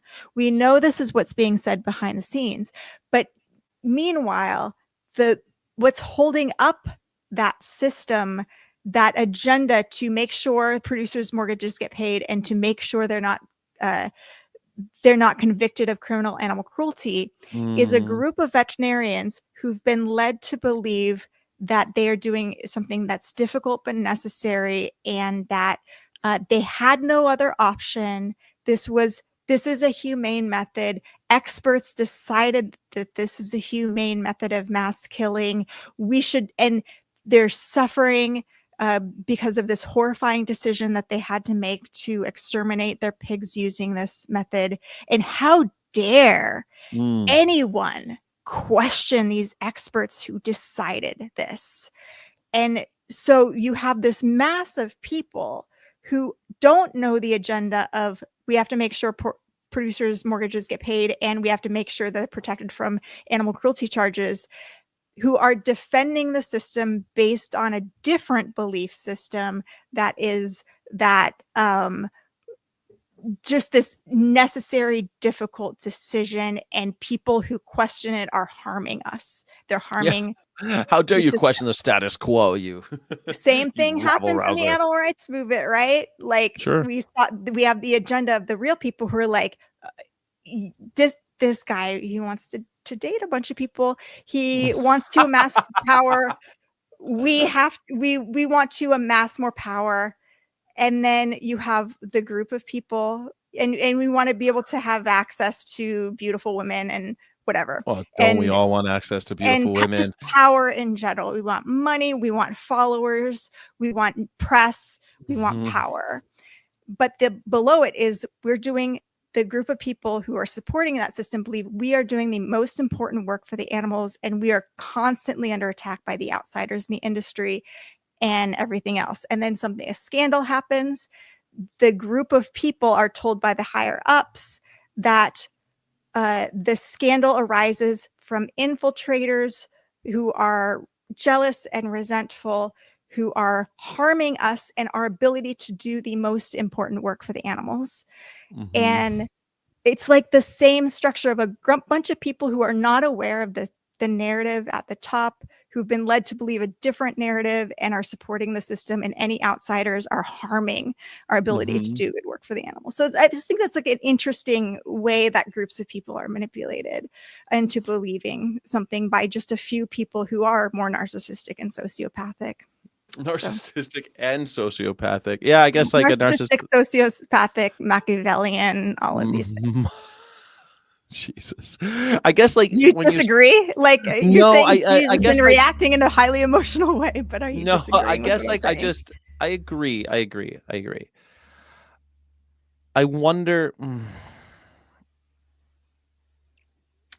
I wonder when people study manipulation. I guess like, oh man, I don't know. I'm gonna say something that probably Say is it. gonna. I wonder hard just conversations here. Just in the interest of grace, grace for all. Like, what if? I'll tell you what. I'll put it personally. One time I read a book about neurolinguistic programming, and you wrote a book about this. Read a book. Okay, read a book about it. Okay. And I kind of went down that rabbit hole and was reading about stuff like, and I started reading books about sales, and I was really interested in this like negotiation stuff. And I read some books about some self-help books. I guess they're self-help, like ways to go into meetings and you neurolinguistically program yourself and stuff. And at the end of the day, and like the art of seduction and stuff and the game, and not all of it in pertaining to women or anything like that, but you read these things, and what you're reading about is social engineering and manipulation. You're reading about manipulation. Yeah. And I've always felt it's weird, but I always felt that it was such a great tool because I can see it when someone else is doing it. You know what I mean? Yeah. And I feel though, if you go down that rabbit hole, maybe there's a different thing that happens. Maybe most people read it and they go, oh, this is technology that I can go out and use. And maybe they're not narcissistic sociopaths. Maybe they are actually scared little boys who think that the only way to be accepted and have any modicum of power or strength is to manipulate others. I don't know that they're all narcissistic sociopaths. And I well, narcissism and sociopathy often comes from a place of childhood trauma or shame especially, which is why our movement wielding shame is so damaging instead of empathy. And you can say like, I'm not using empathy by saying narcissistic sociopathic, and maybe you're right, maybe I shouldn't have used those words. I'm not accusing you of there's no accusation here whatsoever. You can use the words you want. I'm pushing back a little bit only because I want to meet people with a little bit of grace and empathy. I think you only can, that's what you should do. And I think what everybody should do to anybody is have empathy for them, but also protect yourselves and protect others, because we have a tendency to empathize with the people who we're close to and who we know and we see on TV and we see on live streams, and who our activists, our fellow activists, and who we believe are doing great work for the animals. We don't tend to empathize with the faceless, nameless people, with the slaughterhouse worker or the veterinarian who kicks a horse. But let me zoom out just a little bit more, because away from animal rights, and bring back our three blind mice, David Portnoy, Joe Rogan, and Andrew Tate. When I see them, I really actually see scared little boys. I feel like they're just scared little boys who still want to wear short pants and go to monster truck rallies. They've never matured. Want to be accepted. Right. They want all of that stuff. And you could tell, like, I wouldn't put Joe Rogan as evil as an Andrew Tate, but I feel like they're kind of they're suffering from the same affliction. And they're going to, some of us sometimes I feel like a scared little boy, I suppose. I think a lot of people feel like a little version of yourself. You feel like you were a kid and you feel scared and powerless. We all feel that way. When I think about things like Donald Trump, I Mhm. feel a little bit afraid that I have to show Mm. my ID at the airport and feel like a criminal in there. I reject, I push back, it's because of my fear, I suppose. But It's just, weird because I don't know, you get a certain level of like fuck you money, and I can only imagine that fear goes away just because like I've got some money, and the more money I get, the less afraid I am of what people will do to me, because it's like I can well, take care of the myself. freer Like, you are, because the freer, yeah. money equals freedom in that scenario, right? In most scenarios, you're totally right. You become less afraid the more money you have. I've had But if you money and have I've a had family, I think, maybe that's where the you have more to vulnerability is. lose. You have a wife and children, like, okay, like that makes you a little bit more vulnerable. That's something that I don't have and can't really empathize with, or I can kind of understand like having that responsibility, and Yeah, I which is why feel I choose not to have that. right, because of freedom again, right? Mhm. And maybe because women are just physically more diminutive, they are kind of they know about that vulnerability. They're more aware of it. And Mhm. as boys growing up to be a man, you're always it's a weird feeling. And when you're young, you're always reminded about how powerless you are. You're Yeah. always told that you're powerless. You're always kind of held down, the tyranny of the father figure, and then the tyranny of the Mhm. cop and the tyranny of your boss, and you're just supposed to Yeah. stomach it and keep going. That's like kind of like the stereotypical male experience, right? And And all so like the dudes like trying to overpower each other in yes, all the social settings. There's like trying to always figure out who's the alpha in the this back clapping, situation. and right, there's a Oh lot of my that, god, right? it's so like, Yeah. how do you guys not like see through that and go like, I'm not playing this game. Like I this think is I think as you mature, you do, and I yeah. think that's the thing. As I mature, I do. You saw me with my old college It's friend so when we were in New but it's so York. funny how some We weren't like people that, were we? wi in New York. Oh, With Casey and um we weren't like that. well, Like, it's 2 guy when if you added in like a 3rd or a 4th guy, then there maybe that power and it depends on the dynamic for I sure. think it depends on the maturity level of the group. And when I Yeah. think about people like Portnoy, Joe Rogan, your boy Andrew Tate, and I'm gonna lump in some of these other people now, like the certain folks in the animal rights group that also I would throw in with that ilk, Mhm. they're scared little boys, and rather than mature and accept who they are and get to know who they are and actually help others, what they'll do instead is that they'll manipulate, they'll torture, they will exert their masculinity and Yeah. power over others. And Yeah. but I still want to remember where that's coming from. I think it's coming from a place of fear. And I think that Joe Rogan is one of the scaredy cattiest little babies. And same with Andrew Tate. I think he's a scared little boy who's so terrified that someone's going to reveal that he's a scared little boy. Weird. I don't get that with Joe Rogan. I've listened to a lot of Joe Rogan. Yeah. I do get his like main fear in life is to be thought of as lazy. Like there's certain characteristics that, like, for whatever reason, he's like, that is my biggest fear is to actually, yeah, no, to be a loser, to Mm-hmm. be a lazy loser is like That's the yes, worst thing in the world but to that's part of him. that. That's it.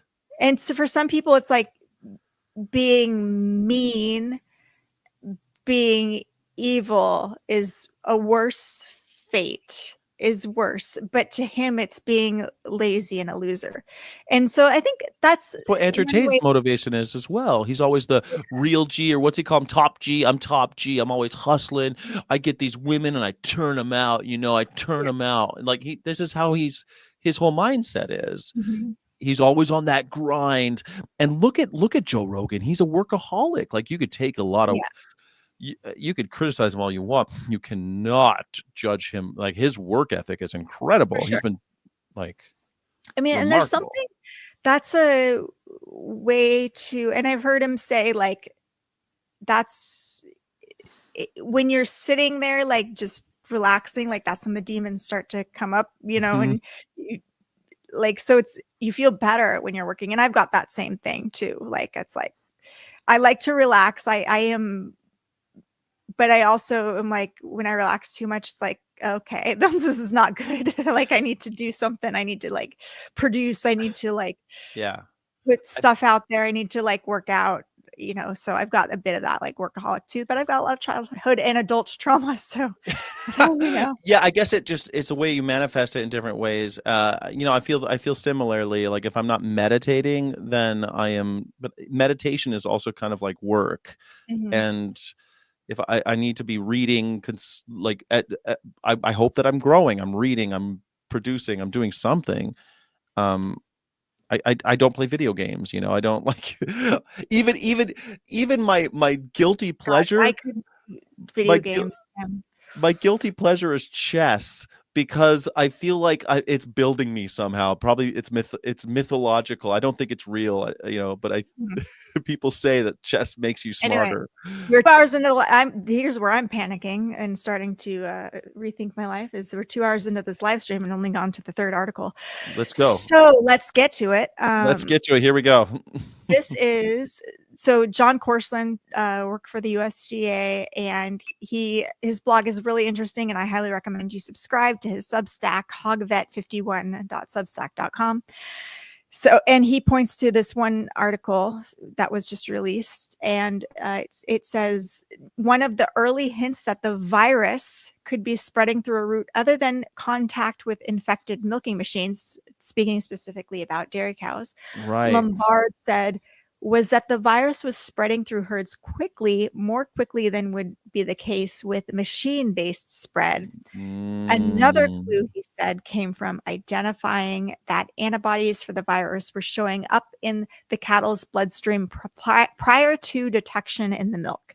That finding, he said, suggested cattle were being exposed to the virus by a route other than from contact with infected machines. I found this one to be kind of a big one, a big reveal here because we've been talking about it for a while. That how does bird flu get to these places? Well, it gets on there on the workers who operate the machines. The machines give it to the cows, but how do the cows give it to each other? Not by just sharing the machines, apparently, but maybe through what? How is it through Respiratory respiration? has always been a concern. And it's especially interesting because the dairy industry has been really quiet about the respiratory signs of the disease. And Yeah. I have looked through past communications that the AVMA sent out and the bovine practitioners sent out. And it's like, what are the signs of avian influenza? It's like mastitis, Mhm. lethargy, not eating, not drinking. And they never mention the respiratory signs. Ain't that funny? And it's like, why? Because it would be really scary if this was spread by respiratory secretions, that suggests aerosolized transmission, Well, cow to cow, more easy spread. But I also think flies could in be fact, a I was way of. just about to mention the flies, and the reason why flies aren't normally associated with influenza is because of it being spread largely through respiratory droplets. So if it's not the flies, it's definitely respiration. Like I think it's funny that they're keeping it. We all know we all have experience with the flu. We've all gotten it. We all know how the flu gets you. Well, different species have different receptors in different parts of their Okay. body. So I never say, definitely this, definitely that. But the fact that it's not being talked about more always raised my suspicions, because I always look for like what's not being discussed and Right. why. And why aren't people answering these questions about this? And this is something that I brought up with 60 Minutes, and I talked to them for quite some time because I'm like, look, my footage shows cows with respiratory symptoms. I know in all of the documents, respiratory symptoms aren't really discussed, but that's what I'm seeing. And sure, there's lots of causes of respiratory symptoms in dairy cows. So I don't know, do these cows actually have bird flu? And I've And seen they kind of videos of the confirmed. cows. Yeah, and I've seen videos of the cows with eye discharge and nasal discharge. Like they're clearly sick of something. This is not like you don't have to be a veterinarian to know they're sick. They're obviously sick animals. Is it the flu? Well, it looks like the flu. And the other thing, Crystal, like when I spend time on those farms over on not on them from the road, looking at them, a lot of those animals, the cows, they're licking each other. They're lying next to each other. I was there on a rainy day. They're all in the same puddle, pissing and Yeah. pooping in the same puddle. Like, uh, you know, I watched a podcast today saying that this old guy said when he was growing up he wasn't allowed into the public swimming pool because they were afraid of him catching polio. Well, these cows are all in giant puddles on these dairies I in the wonder, water. laying down with your udder and, your Yeah. vulva in And a big puddle. And not to mention the fact that all these birds are pooping in all over. The birds are swarming all around these giant puddles as well, Mhm. and they're drinking the water. They're drinking the rainwater that they're peeing and pooping. I mean, they're animals, and they're in captivity. They're not drinking fresh water. They don't like these giant pools. Yeah, where were we? In addition to learning about how the virus spreads, there have been other initial takeaways from the sampling done by Lombard's team. Notably, he said they detected the virus intermittently, which can make the virus more difficult to track because an animal might not test positive one day, but might still be shedding the virus. Generally, Mhm. In Lombard general. said cattle also appeared to shed the virus for a particularly long period, in some cases more than 10 weeks. And we've been told, oh, the virus goes through these dairies in a couple of weeks and then it's over. 10 weeks. And that's what I've seen. I've gone to the Yeah. same dairy over and over again and seen piles of dead cows month after month after month. And And 10 I'm weeks like, is only 70 days. I mean, mhm, we know that it survives on duck feathers for 160 days, more than double that. yeah. The virus has a long shelf life. Lombard said the team sampling also revealed that cattle could shed the virus up to 7 days prior to showing clinical signs, a so-called subclinical period similar to how COVID-19 behaves in humans. By the time you have clinical signs, it's everywhere. In addition to decreased milk production, the most common clinical signs, he said, have included nasal discharge, thank you, Yeah. decreased feed intake, and inflammation of the mammary glands. Notably, Lombard said that the cattle they tested in Colorado showed strong antibody response to the virus, suggesting the avian influenza vaccine could be effective in dairy cattle. So there you go.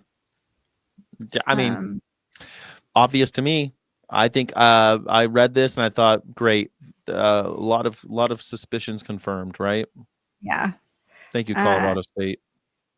yeah. So I think that was good. Here's another. Oh no. What Well, happened? I'm Oh, gonna. no. I'm trying to find this article. I wonder. Let me. Let me Did see they if. Oh no. I guess got a bad link here. It was the paywall you? new case report of H5N1 in a human. Let's see if I can search for this here. You're so good at filling dead air. Like, why Oh, can't you do sure. it? Yeah. I mean, I I was trying to go faster and not fill all the dead air there, Crystal. But thank you. You used to be that way, and you're not anymore. Well, that's rad. I feel like you always have to be out there working hard, making sure his fear should be known as his fear should be to be known as his fear should his fear should be to known as Joe Rogan. I get what you mean. That's pretty funny. That is a To fear. be I'd be known as scared too. To be known as Joe Rogan should be it should be a phobia for sure. It's funny. There I don't know. was You guys a are mean for no reason. we're gonna. I think Crystal's got a little bit of a crush on Joe Rogan. We have Exactly. I really want to be uh, on a show. You know, so I'm shooting for. use any of your feminine wiles. I watched No, that David from. my discussion wiles. I don't debate. I discuss. I want to talk to him about animal agriculture. So Yes. my goal in I life. watched this David Frum thing, and he was talking about how many people are afraid of getting the jab, of getting needles. how many people have that phobia. Do we have anybody with the needle phobia in the chat? They were saying that, you wouldn't have that phobia if we were understanding that nature wants to kill us, and that science has come so far in giving us all these miracle vaccinations and these things that prevent us from getting ill. And it's just so true. It's weird to me that people don't even acknowledge that just a short time ago, smallpox was the world's biggest killer, and that it just killed people all the time. It was the number one killer, and now it's almost gone because of vaccines. Well, and yet I mean, the people who are anti the polio vaccine say that polio was going away anyway, and just the went away vaccine miraculously, didn't huh? actually do anything, and then if anything, it harmed people. But that's a That's discussion for another RFK day, and Jr. not That's something I RFK Jr.'s. necessarily adhere to. But whenever we make an assertion about a fact, I always like to say what the opposing view is, state the opposing case, steel man that argument, and then make the case for why that might not actually be true. But they're not made in good faith. Those arguments aren't made in good faith, and that's the problem. I can't steel man. No, yes, it is. Like How is that made in good faith that someone says, 60 years ago when Salk was releasing when Salk was successfully eradicating polio, that actually the polio vaccine killed more people than it helped? We need to have a ludicrous. polio specific show that I can prepare, because polio is I read this book called Polio, and we should go through it because it's really interesting, and maybe we can talk for 6 hours, 3 hours just on polio. All right. Well, I wasn't even talking. You're the one who brought polio. I was talking about smallpox. And smallpox. I'm sorry. I was changing this. But then you brought up Salk. I'm confused. I brought up Salk when you said polio. Okay. I brought up Salk, but maybe you misheard. I said smallpox though, and not Salk. I was reading something while you're talking, so I'm sorry. And Salk, you usually bring up polio. So Salk, of course, is the physician that came up with the vaccine for polio. In the podcast with David Frum and the virologist or the epidemiologist, I forget, he was a scientist of some kind. He was saying, that it's really difficult because you don't have how many lives you saved, right? Because you just prevented illness. So you don't actually know how many people how many lives were saved by the vaccine. But the assertion of saying, well, it killed more people than it saved is not made in good faith. There was a virus, now it's gone. Smallpox was a virus, now it's pretty much all gone. Polio still exists. We were giving people polio vaccines in Palestine recently. Polio still rears its head every once in a while. It's not going away. Sure, there's all these great conspiracy theories about these. We've got it. Given that conspiracy theories are compelling, and just dismissing conspiracy theories is not what scientists should be doing. This is why we've lost trust of the public, is because we don't confront the conspiracy theorists and point out the holes in their logic in a way that's compelling. And I actually skimming through this Fromm article, and I was a little bit upset, and we'll discuss this maybe on Sunday school, because he was so dismissive of the other side and used funny you say that language at the same time. It's funny you say that. I don't think that we've lost the public trust, that scientists have lost the public trust because of being too dismissive. I think it's because they've diminished the humanities. We talked about this before, but you need people to actually communicate the stories. And but I do think, if just to back up and not to go too deep into this, that we would not be creating conspiracy theories about these things if we continuously told the story or had firsthand knowledge of the horrors of nature, where we were dying of disease, that it was something like almost 50% of children were dying. Infant mortality was insane. People dying of disease. If we were experiencing the death, like bubonic plague style, we would not be telling conspiracy theories about vaccines, because we would know. And so I think these stories need to be told, but scientists are ill-equipped. They don't. That's a problem. Yeah, Yeah. I think, and this is the problem with the veterinarians in general. The vast majority of veterinarians don't want to talk to the press, don't want to share their story. They're not on social media.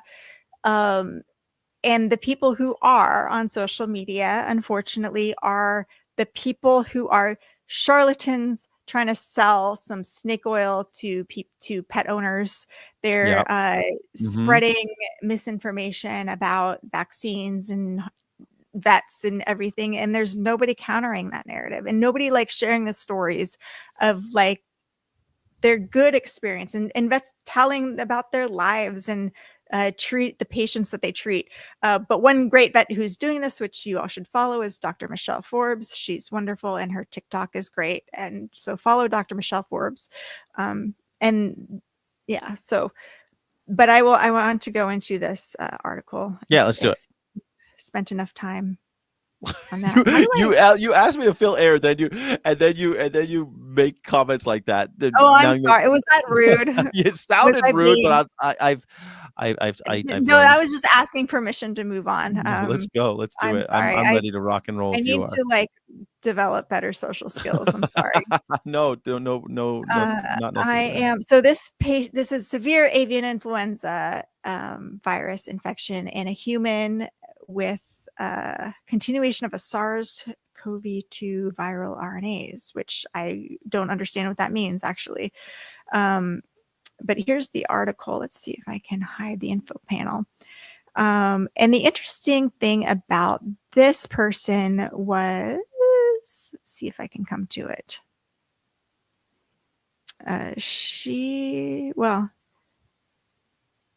The patient in question was a 52-year-old female farmer with no history of smoking or drinking, who had chronic bronchiectasis and pulmonary nodules, and underwent appendicitis surgery earlier in 2022.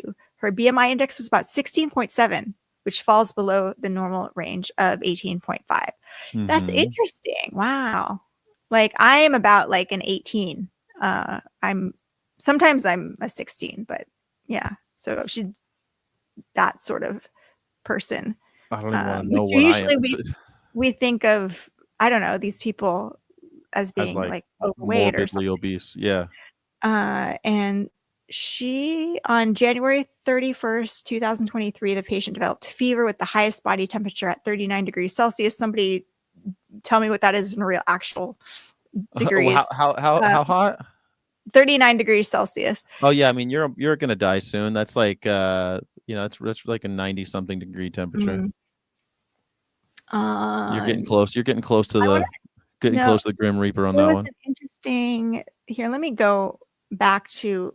I took notes on how she got it first place, which was interesting.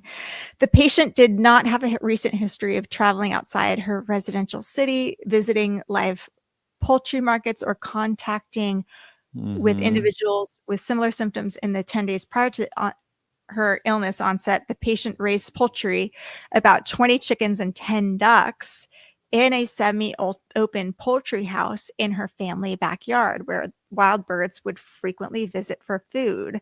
She fed and cleaned the poultry house without using any personal protective equipment. Prior to the onset of her illness, the patient administered antibiotics to the sick poultry with her bare hands. Subsequently, approximately 10 chickens died on January 28th, 2023. A total of 31 close contacts were identified, including 29 doctors and nurses who provide medical care to the patient, one patient in the same ward, and the patient's husband. None of the close contacts developed respiratory symptoms during the 10-day medical observation period. So the chickens died on January 28th. And now going back to this, her day one was when exactly again? So 39.6 is 103 degrees. So like I said, close to death. I think you die at like 104, right? No, well, I think you can get 105 maybe. I feel like I've had 104 degree temperature, and you're getting close though. Like it's something like. So yeah, the 10 chickens died on January 28th. This is what her CT scan. So this is like a chop her chest in half, and this is what it looks like. Oh, it says you can get to 108 even. 108. Mhm. 105.8 though, you're pretty much going to Yeah. organ damage. 105.8, you're gonna die. Okay. Sorry. So this is day 7, day 15, and day 31. So look at like, day 7, day 15, you're going through like at least 2 weeks of like having trouble breathing. Like look at all that white stuff. It's just consolidated lung lobes. That's like that's an MRI from her lungs. Is that what I'm looking at? CT scan, chest CT scans. A So CAT this scan of her lungs. CT scans are basically like 3D X-rays. So It makes me want to take deep breaths. That's not looking Mhm. good. Let me see if I can find here. I thought we had the One of my adult roommates literally believes in magic and that his mom believes she's a witch. These are people I share oxygen with. Wait, yeah, I mean, why are we not believing in witches? I don't understand. that they have magical powers. What is magic? Oh my God, Crystal, don't tell me. Please, They could like cast spells. That magic is casting spells. Magic is. I think I have a book I need to tell you to read. I think magic exists actually. Like as magic, in like Harry magic, Potter magic, huh? as in there are things like science has not determined how everything works. Yeah. And there are things that you can do that don't really align with our current understanding of physics and consciousness and the material world. And I'll just leave it at that. There are things that science can't explain just yet. That's true. That's true. But I don't think that astral projection and is real, or that burning sage scares away the demons. You know what I mean? Okay, well, that's a discussion for another time. Like, I find your dismissiveness about things like that unnerving. Unnerving? I find your belief in the invisible world unnerving. Belief in things that science can't explain just yet, because we have just a small little smidgen of understanding of how the physical and material world works. And just because we can't explain things yet does not mean that they're not true. So that's not saying that you can't explain, like we can't really explain gravity, right? But we know it's real because we could see it and feel it, right? So I guess, you know, gravity is invisible, must be, but the explanations are the problems that I have, like believing that angels and demons are fighting epic battles right behind the veil of my existence. Sorry, I can't follow people down that. Do you not believe in other dimensions? That's other dimensions. Sure. I mean, I know that other dimensions exist, but that doesn't mean other, shifts of reality, like, all like quantum entanglements and quantum theory. I've got really into that, and I love reading about it and expanding my mind, thinking about them. But weren't angels and demons a way that some people use to explain beings in other dimensions doing their own things, and some like just some untold yet maybe natural force of the universe and these different power struggles that might be happening with beings in other dimensions. Yeah, I mean, this is how we're sold religion, right? That religion explains the unexplainable, and we need religion to try to make sense of the things that we're seeing that we don't have explanations for, right? And that's kind of how it's sold to us, how it's packaged to us. But I think that the more obvious explanation is actually probably true, which is they invented religion to keep us in line. The powerful who controlled the resources invented excuses. As some people use religion for that purpose, when others it's kind of might be that power structure, struggle thing that we've seen with the AVMA and the animal rights movement. A few people are like, this is the story we'll tell. We want this to happen, and we have all these people with this belief system that they've developed, and we're going to use that to control the narrative about these people so that we can continue to amass power and squelch naysayers and squelch people who are voicing concerns about the way things are, like, that sort of thing. But I also think but the belief system wasn't organically created either. The belief system was manufactured in most cases, and I think that even in very old. Anyway, moving on. I don't want to derail this too much. Let's go. So 28th, the 10 birds died on January 28th. On January 31st, day 0, the patient developed fever. So this is 2 days after birds died, with the highest body temperature. Due to the continuous deterioration of her condition, on February 7th, she was admitted to the emergency department of a tertiary hospital with a primary diagnosis of acute hypoxia, respiratory failure, pleural effusion, and hypoproteinemia, and splenomegaly. Despite receiving antibiotics and non-invasive ventilation, her condition there's a couple words you're using. I don't know the words. What is splenomegaly? What is large that? Spleen. It says right there in the parentheses. Right? Oh, I can't see it. Oh, I see it. Enlarged spleen. Got it. Okay. Splenomegaly. Okay. Got it.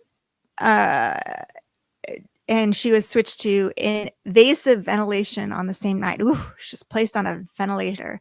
On February 10th, day 10, she was suspected to be co-infected with avian influenza subtype A virus and SARS-CoV-2, and transferred to an intensive care unit where antiviral drugs for influenza, peramivir injection, baloxavir, marboxyl tablets, and Paxlovid were initiated with standard doses and mode of administration. Additionally, she was given norepinephrine due to going into shock. Oh my God. Showed the timeline of clinical course and key indicators of the patient. Okay. Oh my gosh. So where did this narrative come from? Who wrote this? This is the people in China who, she's in China. She's in China. Okay. Did she die? Well, I don't think so. It seems, well, let me see. It seems like her lungs got better according to that CT scan that we saw. So let's go on, continue with this course. So she got Paxlovid. On admission, the patient white blood cell count was within normal range, blah, blah, blah. The blood culture on February 7th, the chest CT on admission, blah, blah, blah. 5 weeks later, day 41, pulmonary inflammatory lesions and pleural effusion were significantly absorbed. Yay, that means they went away. The patient was transferred from the ICU to a general ward 41 days later. On day 35, and then recovered fully and discharged on March 16th, day 44. So after 44 days, she was discharged. She had the large lymph nodes under her armpits. Oh, man. Yeah. She was sick. How old was this girl? She was skinny. 57? Skinny, okay. 57, or something like that. Oh, my God. But yeah, like she made it. She's a few years older. I bet she wouldn't have. And man, that's, I grew up with debilitating asthma. I had horrible asthma growing up, and I had it until I went vegan. Actually, I had really horrible asthma until I went vegan, and I was in the hospital almost every year for a major medical event, an asthma attack. And it's making me short of breath thinking about this poor lady in the ICU. I was never in for a month. They basically pump you full of adrenaline and kind of epinephrine type stuff and some steroids and send you on your way. Maybe a couple days in the hospital tops. Yeah. But 41 days. That I must have know. been, she must have been touch and go, 41 days in the she was in the ICU for a large part of Seems that. like she was in shock, got norepinephrine, like some serious stuff. Like that's what you give when somebody's dying and you That's need what you to like get. revive them. I've seen people get Um, EpiPen because in restaurants someone's always doing something. People who with major allergies go into restaurants. I don't know. They're just like rolling the dice, and they keep seeing people go into shock and then come back with the epi. That's norepinephrine, right? It's the same thing, I think. yeah. Yeah. Wow, Um, Crystal, that one was harrowing. It made me. I haven't seen this one. These are ones that I haven't actually prepared on. I didn't know about this poor lady, 57 years old. yeah, I'm trying to find the next one here that I just want to talk about. Here. I'm gonna put it in this screen. What do you got? What do you got? Uh, I'm looking at my notes. so you see enhancing the response to avian influenza in the US and globally. Mm-hmm. Let me see if this is on the screen. Yes, it is on the screen.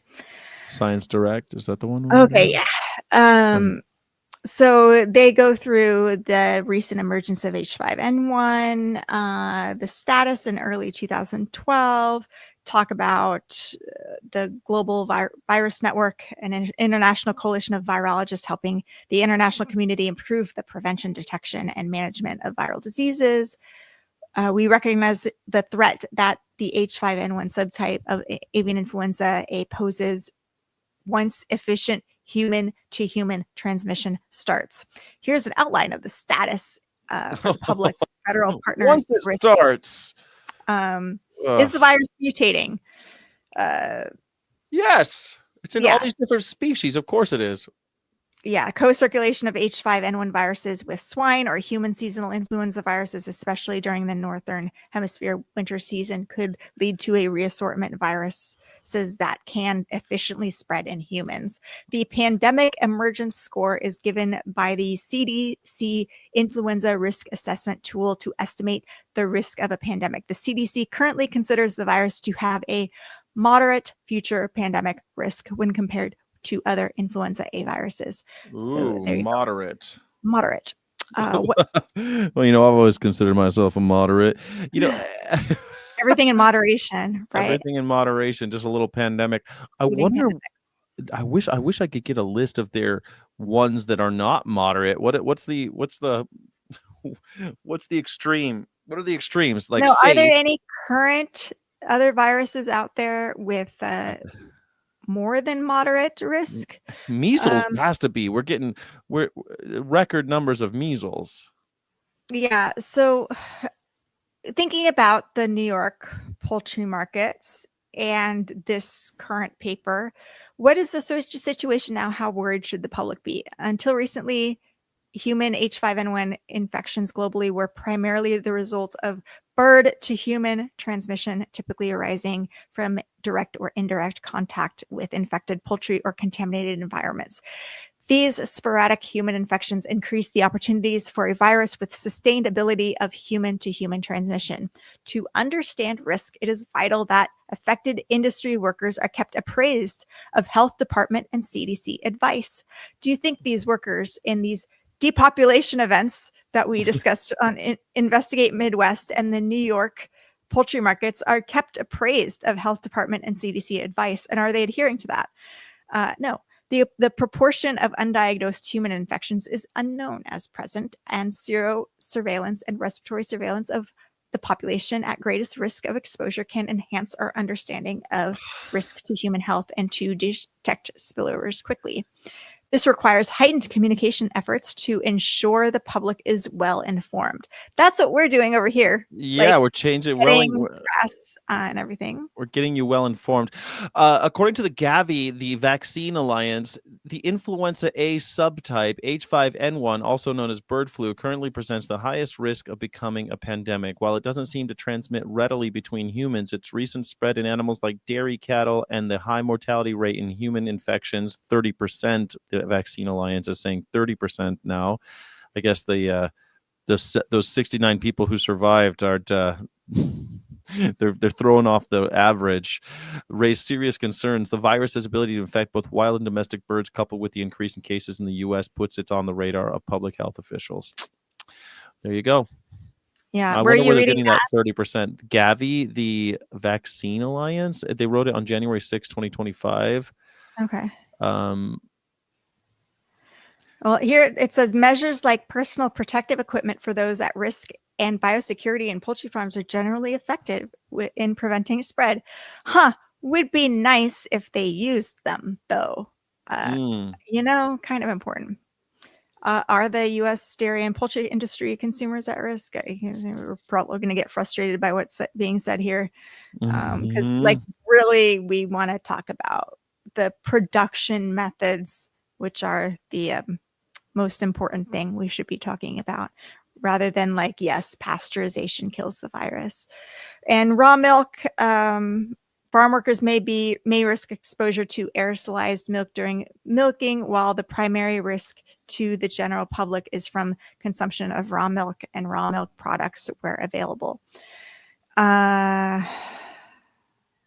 The lower risk with poultry products may be related to effective control measures developed by the poultry industry against H5N1 infections. Here's a little typo. I love just finding typos. Infections. I think there should be a period there. You're like picking those nits. Can people who handle dairy and poultry products get infected? And here's the usual. Human cases are primarily those at occupational risk. People who develop respiratory illness, GI illness, or conjunctivitis after contact with potentially infected animals or close contacts should seek medical consultation to rule out H5N1 infection, even if symptoms are mild.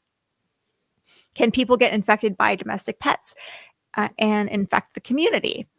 Domestic and wild cats can play a role in the transmission of H5N1 to humans. This is where I think if people are going to lose their minds. If people start getting this from their cats and dogs, I think people are going to freak the hell out. I mean, remember what that epidemiologist was saying? They had some other outbreak where they found out that people's dogs and cats were giving it to them, and people were killing each other's dogs and cats, their neighbors' dogs. Is this America? I forget what he said. Do you remember? No, it wasn't in America, I don't think. Yeah, this wouldn't happen in America.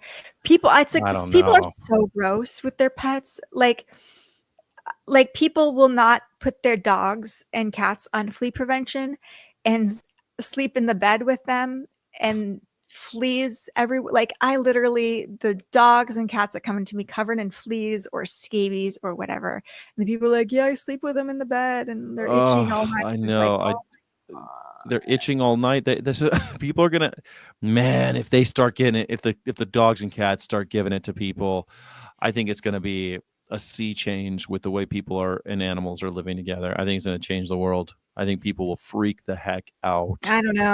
I don't think people don't freak out enough. I don't think. I don't know. There's a reason why in other cultures they don't keep pets the way we do. Culturally, not every culture keeps pets like Americans. Most cultures do not sleep with their dogs. They do not have. You go to Arab countries, they're not letting their African countries. Dogs are outside animals. They don't let them sleep in their beds. This is. Infected cats may shed the virus in respiratory droplets, saliva, feces, posing a risk to humans in close contact with them. Public awareness and further research are crucial to understand the potential zoonotic spillover pathways involving cats, for which H5N1 can be up to 90% lethal. I am currently collecting samples for a study on H5N1 in cats to see the seroprevalence of H5N1 in cats in my area. I wear gloves and a mask. And maybe I should do more to hand out notices to people who work with me.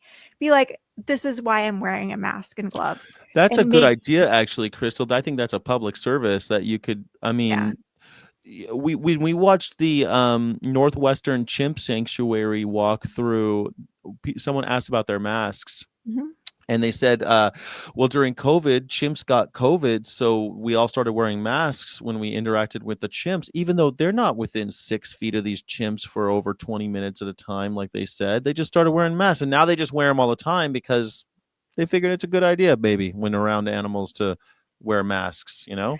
If I can't be vegan, what's your excuse? Says, no fleas on our cats where I live. My question is, where do you live? Oh, he lives Because, in Oklahoma. He's talking about like oh, his BS, there's no fleas where you live. I call your bluff on that. Absolutely there is. And your cats probably have fleas if you're not on flea Louis prevention. Guido says his rescued cats go anywhere in his house. Okay, but what if you You use found flea out? prevention. That's fine. Like my dog can sleep in my bed. That's fine. But he's on flea prevention. He's not like covered in like patchy hair loss with scabies and fleas. You know, What that's, if he had bird flu? Would you sleep with your cat then? I mean, if they're used to sleeping with, I'd be like, okay, I guess I'm getting bird flu. Like if Karina got bird flu, would you be like, I'd get out sleep of in the here? other room. I'd sleep in the other Mhm. room. Absolutely. Absolutely. Figure like we're I mean, already at risk here. We're I would already, probably be if Karina got something, although Karina got COVID, I never got it. I yeah. but she You went stayed away from her or like, actually she went and stayed with her parents, yeah. oh wow. So like infected her parents. Her parents gave it to her, so she's just stayed She's there. like, okay, all right. New bubble. They were over there. And then Interesting. because so they were she stayed at her parents' house. I didn't get during the pandemic. I didn't get to see her all the time because of she was staying with her parents mostly, and I was working every day. I didn't want to make anybody sick. I barely got to see my mom during the pandemic, and I remember seeing her. The last time I saw her, I couldn't hug my mom because we were afraid. She was older. She's 64. Mhm. And it made it particularly painful when she died a little while later because it was like, man, we were so worried about COVID and all this. And like the last time I saw my mom, I couldn't hug her. Yeah. And It's, it just all felt so stupid. Like it all felt like COVID was so stupid. I started almost yeah. buying into the whole like it's all a hoax, it doesn't matter kind of stuff. Yeah. Because it everything seemed less important when my mom died. And I realized that the few moments we had together before she died were lessened because of what we thought was important, which was this virus, right? Yeah. It's like, Um, oh yeah, turns out. It's turns out just the kind of virus. like Hmm. that whole despair is a privilege thing. Like, oh, Hmm. I guess there's even worse things than that. Yeah, Oh, yeah. What's your baseline for suffering and concern? indeed. Oh, here's a good question. If you have bird flu, would you let your cat sleep with? That's a good point because you could give it to your cat. Cats have an 80-something% chance of Mhm. dying of it. So if Mhm. you've got bird flu, you should Yeah, I would probably be like, sorry, like you have to stay check away from me. check your cat into a Yeah, cat hotel or something if you get the bird flu.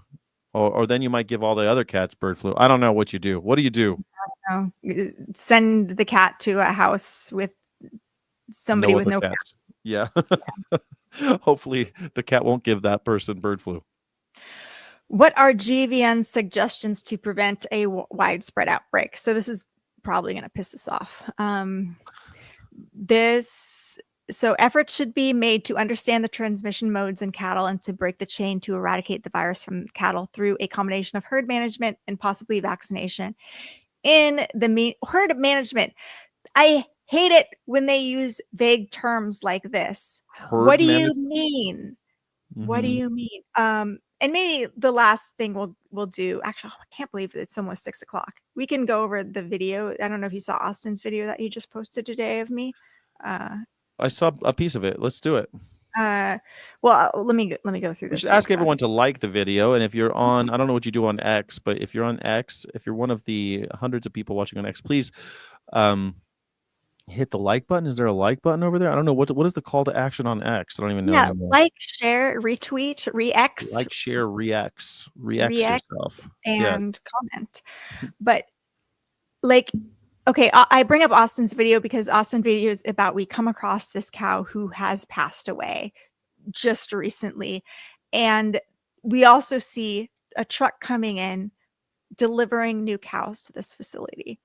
And I have high suspicions that this facility has bird flu because it's right across the street from Central Valley Eggs that depopulated 2 million birds due to avian influenza. And there are so many sick cows at this facility. And they're bringing in healthy cows to this facility that has bird flu. All of these cows are going to get sick. So is that what they mean by herd management? Stop bringing in new healthy cows to your herd? Or does it mean kill all of the cows who are infected? What does that mean exactly? That's very vague. Okay. And in the meantime, strengthening surveillance is critical. I agree with that. Like increased levels of virus circulation is evolving situation. The key problem is limited surveillance at animal-human interfaces and a lack of a clear pathway to mitigation measures. As a global, nonpartisan, science-led organization, GVN suggests that local governments more seriously consider the risk of H5N1 circulation. That's a good thing that we can use to tell New York Department of Public Health. We can quote this and say, like, we can make a thing. Take this seriously. Clear guidelines are needed with the provision of PPE, influenza vaccination, and general health protection information. The CDC, I think it's in California at least, is paying workers $25 if they'll test and providing free influenza vaccines to them. What they're calling for is enhanced surveillance and monitoring. USDA's mandatory milk testing program is critical for STEP. Of course, the FDA's milk testing lab is no more, but still they're testing USDA. Faster genomics data sharing, absolutely. Improved biosecurity and biocontainment. They always say that though, like that's impossible. It's ridiculous. I just think that's just such a pie in the sky idea. Improved biosecurity. What are you talking about here? PPE, gloves, masks, coveralls, boots when handling animals, cleaning facilities, disposing waste, protocols for regular cleaning and disinfection of farm equipment. But like literally, these dairies are out in the open. There's no way biosecurity. They're large animals. They're not gonna. Well, there's no way to do it. It's just such a and they joke. have That's constantly why I can't even take it seriously. Going in and out. Trucks, workers. Yeah, it's just. So they talk about shower in, shower out facilities. Like, are we going to seal up dairies now? Innovation in PPE for high temperature environments and universal recommendation. So yeah, like you're working in a hot environment. How do we have cool PPE? Not cool as in stylish, but cool as in you need the bottle. I just, if people start dying of this, I really wonder. I don't know. I don't know how people are going to react. I really wonder if people will change their habits. Yeah. Rapid tests, of course, public health infrastructure strengthening, investment in phenotype prediction from genomic data, rapid vaccine development, preparedness plan to roll out of vaccines and therapeutics, preparedness plan to allow for rapid clinical studies, public awareness campaigns, educating the public should include protective measures, drinking only pasteurized milk and dairy products, and the importance of biosecurity and agriculture practices, and the interaction of humans, pets with wild birds can lead to infections is important. Seasonal flu vaccination should be routine for all patients with respiratory symptoms. International collaboration. What is missing from this list of recommendations? Sky, you go first. What's missing? Rethink the food system and stop relying on fragile on animal protein production. Exactly. Why are we maybe they feel like, oh, that's not outside of my area of expertise, but that's what we need to get into the narrative is we need to scale down animal-based protein production. That's right. We need How to scale do down. We get the media to start quoting me when I say that? And tell them that you want to be quoted in that way. Hey, I want to make sure that you keep this quote on because I think that this is the most important part. I mean, yeah. Beg them when they talk to you. Say, hey, I really hope that you put this in. Because I used to do that with when I was on the road with PETA, I would do my sound bites, and then I would tell. Then after they stopped rolling, I know they're not going to edit it, right? The on screen talent doesn't edit it, but I'd say, hey, I really hope that you can advocate for getting this piece in. This is why I'm here. I want this to be heard, and sometimes it would work. Yeah. Because it's so hard with sound bites. They're always trying to get you. They want you to say something off, and They already have the yeah, they often have they the already have the story that they're trying to they tell. wanna tell, Yeah, and yeah. and you could say this. I hope that you could fit this into your story. This is what I want to say. I hope that you'll, beg them. I really hope that you do that. My bosses would love it. That's what I would say. Shit, my My bosses would bosses really. love it. Yeah, I always would say that my bosses would really love it if they could just get this one thing in, at least get. If you can't do that, I said, can you at least get me saying the website, or saying, I would sit there and Yeah. negotiate with them before they leave, and then I would get their card. But that was out in the wild too, and Yeah. sometimes it worked. Sometimes No. they're trying to, but you don't have so many gotcha people. I was with PETA. They're always trying to make PETA look dumb. So I didn't, you don't have that hurdle to overcome, right? Yeah. I feel like I've been quite lucky. I don't think anybody has, and I've said a lot of dumb things. No one's I trying to don't make you look dumb though. Nobody's trying to make me look dumb. So I'm So if you thankful for end up that. looking dumb, it's your fault. Yeah. It's true. Do you want to look at Austin's video of you that he put up Yeah, about 9 you hours have ago? it pulled up or Yeah, I have it. cool. I sure do. I surely do. I surely do. Let's look. Austin was the one who made that incredible Business Insider piece starring Dr. Crystal Heath, DVM. And this is it. He released another piece about 9 hours ago on Instagerms. It's Austin Meyer Films. So Creek Family Dairy, the vast majority of dairies in this area have or are recovering from avian influenza. Only a few of the dairies have been released from quarantine at this point. 747 of California's dairy herds are infected with avian influenza. So chances are there is avian influenza at this property. They're licking that cow that looks like she has passed away, given that she's not moving or responding to the licking. Really makes me think that this cow is not alive. I haven't seen any breaths or movement from her at all. These poor animals. And meanwhile, these transport trucks are bringing in more cows to this facility. I'm worried if they have bird flu, they could potentially be bringing in healthy cows from other facilities to this facility, only to have them get infected too. So this is Poso Creek family. Yeah. It's interesting. Like, she didn't really have much of an udder either. So it was The one on the or I don't know, grounds. maybe it was just a weird angle too, or you can't really see her udder, but yeah. Yeah, it was kind of a but back to where, if they're licking each other, and they do, whether they're alive, they lick each other, they express affection with each other by licking each other, communicating in some way with each other, licking. So I mean, even if it's not respiratory, it's still like there's no way these animals aren't giving it to each other with other than just the machine what do you call it? Well, Contamination. they'd have to lick like mucous membranes to really transmit it, or like if there's a cut or something, I guess saliva to open wound, or Well, they lick themselves, they lick each other. I lick, maybe I'm a lick- cow, I yeah. lick this cow, then this other cow licks the same cow. I mean, that makes sense. if humans went around licking each other, we'd give each other diseases. There's no way, like, God, people. we'd all get mono really quick. What is the thing you told me about people licking and then touching a thing? Oh, yeah. That was so gross. There was this restaurant that we had what do you call it? Biometrics. It's so that they wouldn't have to carry like a key card, because normally you have at MGM, we had a card and you would swipe in and the machine would know it was this server. But I worked at this one place. It was a high volume place, and they would lick because they had a biometric thing with their fingerprint, but it was dry, and they're always washing.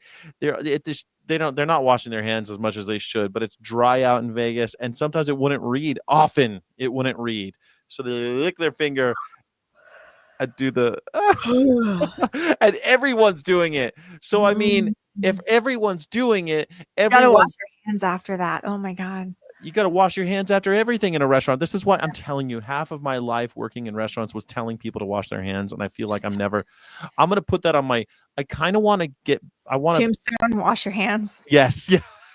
The only reason I want to get a tombstone is to be a reminder after I'm dead that says, wash your hands. That's all it needs to say. Just wash your hands, people. Wash your hands more. Or just, if you don't want to wash your hands because your hands will get all dry, I don't know. I don't know if this is legal in restaurants, but what I do is I wear gloves and then I wash. I have the sanitary wipes and I wipe my gloves after touching a patient or something. And in restaurants, a new patient. So you have to wash your hands every 2 hours, regardless of whether or not you're wearing gloves. And you have to change your gloves at least every 2 hours, but more likely more often, because between tasks, every time you switch tasks, you have to change gloves. And every time you change gloves, you have to wash your hands. So you're still washing your hands a lot. And just get good soap. Usually restaurant soap, it's usually not bad, and it's like disinfectant, and it's also the manner at which you wash your hands. They always want you to do scalding water.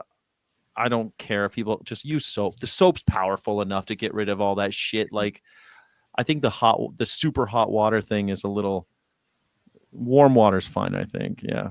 But public restaurants are bacteria havens. Well, they're not supposed to be. We're supposed to be working on it. Like, I don't know. I worked at a restaurant once that had a Hep outbreak. It was only once in my whole career I had a Hep outbreak, and it was scary.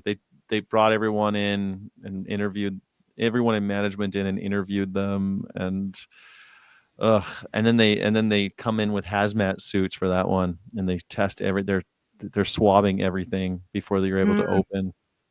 Yeah, we got lucky. We weren't. We had 2 employees get down with Hep, and so but luckily it didn't spread. They self-reported, and we were able to get it, but it still shut us down for a few hours. Yeah, you're supposed to self-report. In our final minutes, maybe we can advertise that we're seeking guests on our podcast. I know this show was basically all news because there was so much news.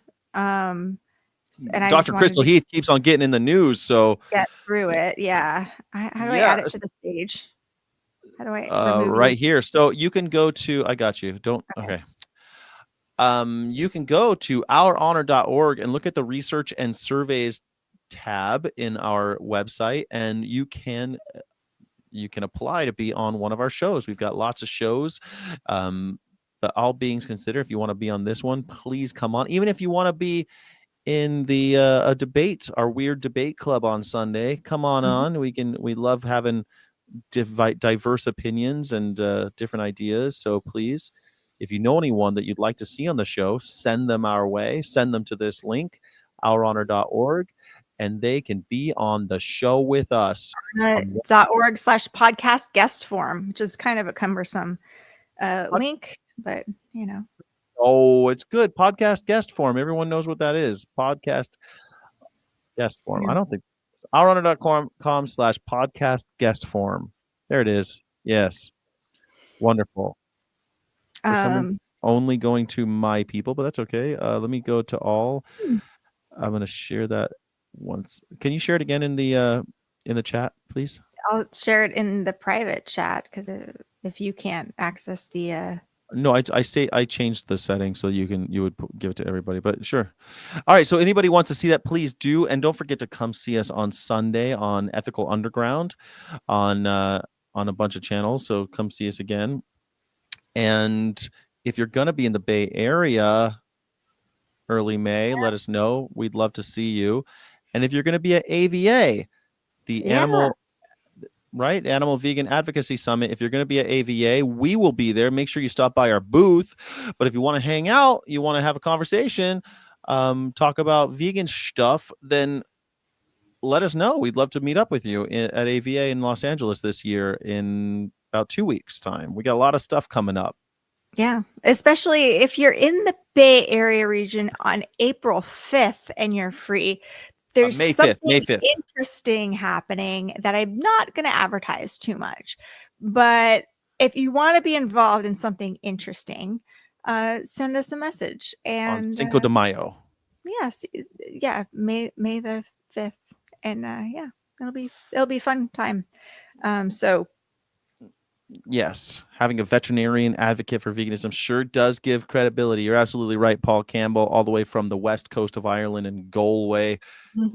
Thank you for being here, Paul. That's our philosophy, is that the animal rights movement lacks credibility right now, because farmers have more public trust than vegans and animal rights activists, but veterinarians have more public trust. So we just need to get veterinarians to speak their conscience, and we'll have a revolution. So I like the sound of that, Crystal. Yeah. The sound of revolution. I'm into it. So AVA, it's coming. It's come on May 5th. We'll be in the Bay Area. What else is happening? I got all this stuff on my head now. Okay, and I do a show every day here on I do a show every morning about the news and politics. So come check me out there. And don't forget, every other Monday, we are on 90.1 kpft.org out of Houston. We're doing the Vegan World Radio. So make sure you check us out there.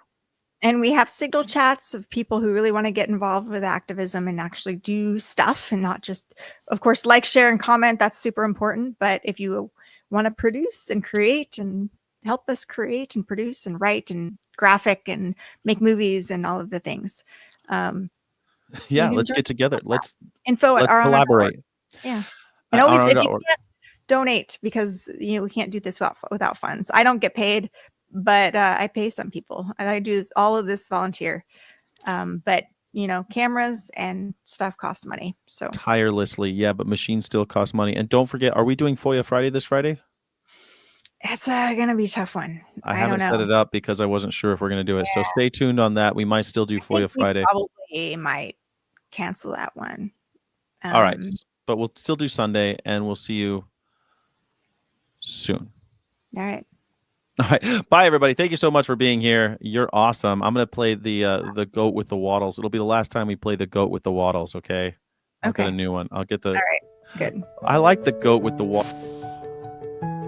This isn't the one. This is the song I wanted to play. My outro song. I think this one's cute. That's it. All right. Bye, everybody. Bye, Crystal. Diseases rage through the cages tonight, but we're all on this planet and breathe the same air. It's all our health, so we'll all have to fight. Because if you care to plan, you plan to care. One health, one love, one earth. All beings considered. All beings considered. I don't know. I get moving. You're not much of a dancer, though, are you, Crystal? I'm a dancer. We just might make it right. If we join our voices into one common plea, we can bring injustices in. Crystal is like Dick Tracy. She doesn't dance. Everyone can see. My armadillo friend. Thank you, Paul Campbell.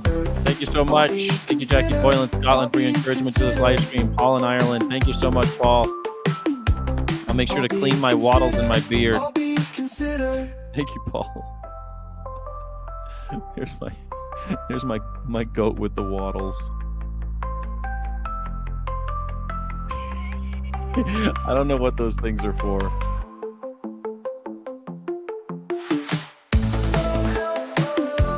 All right, bye, everybody. Thank you.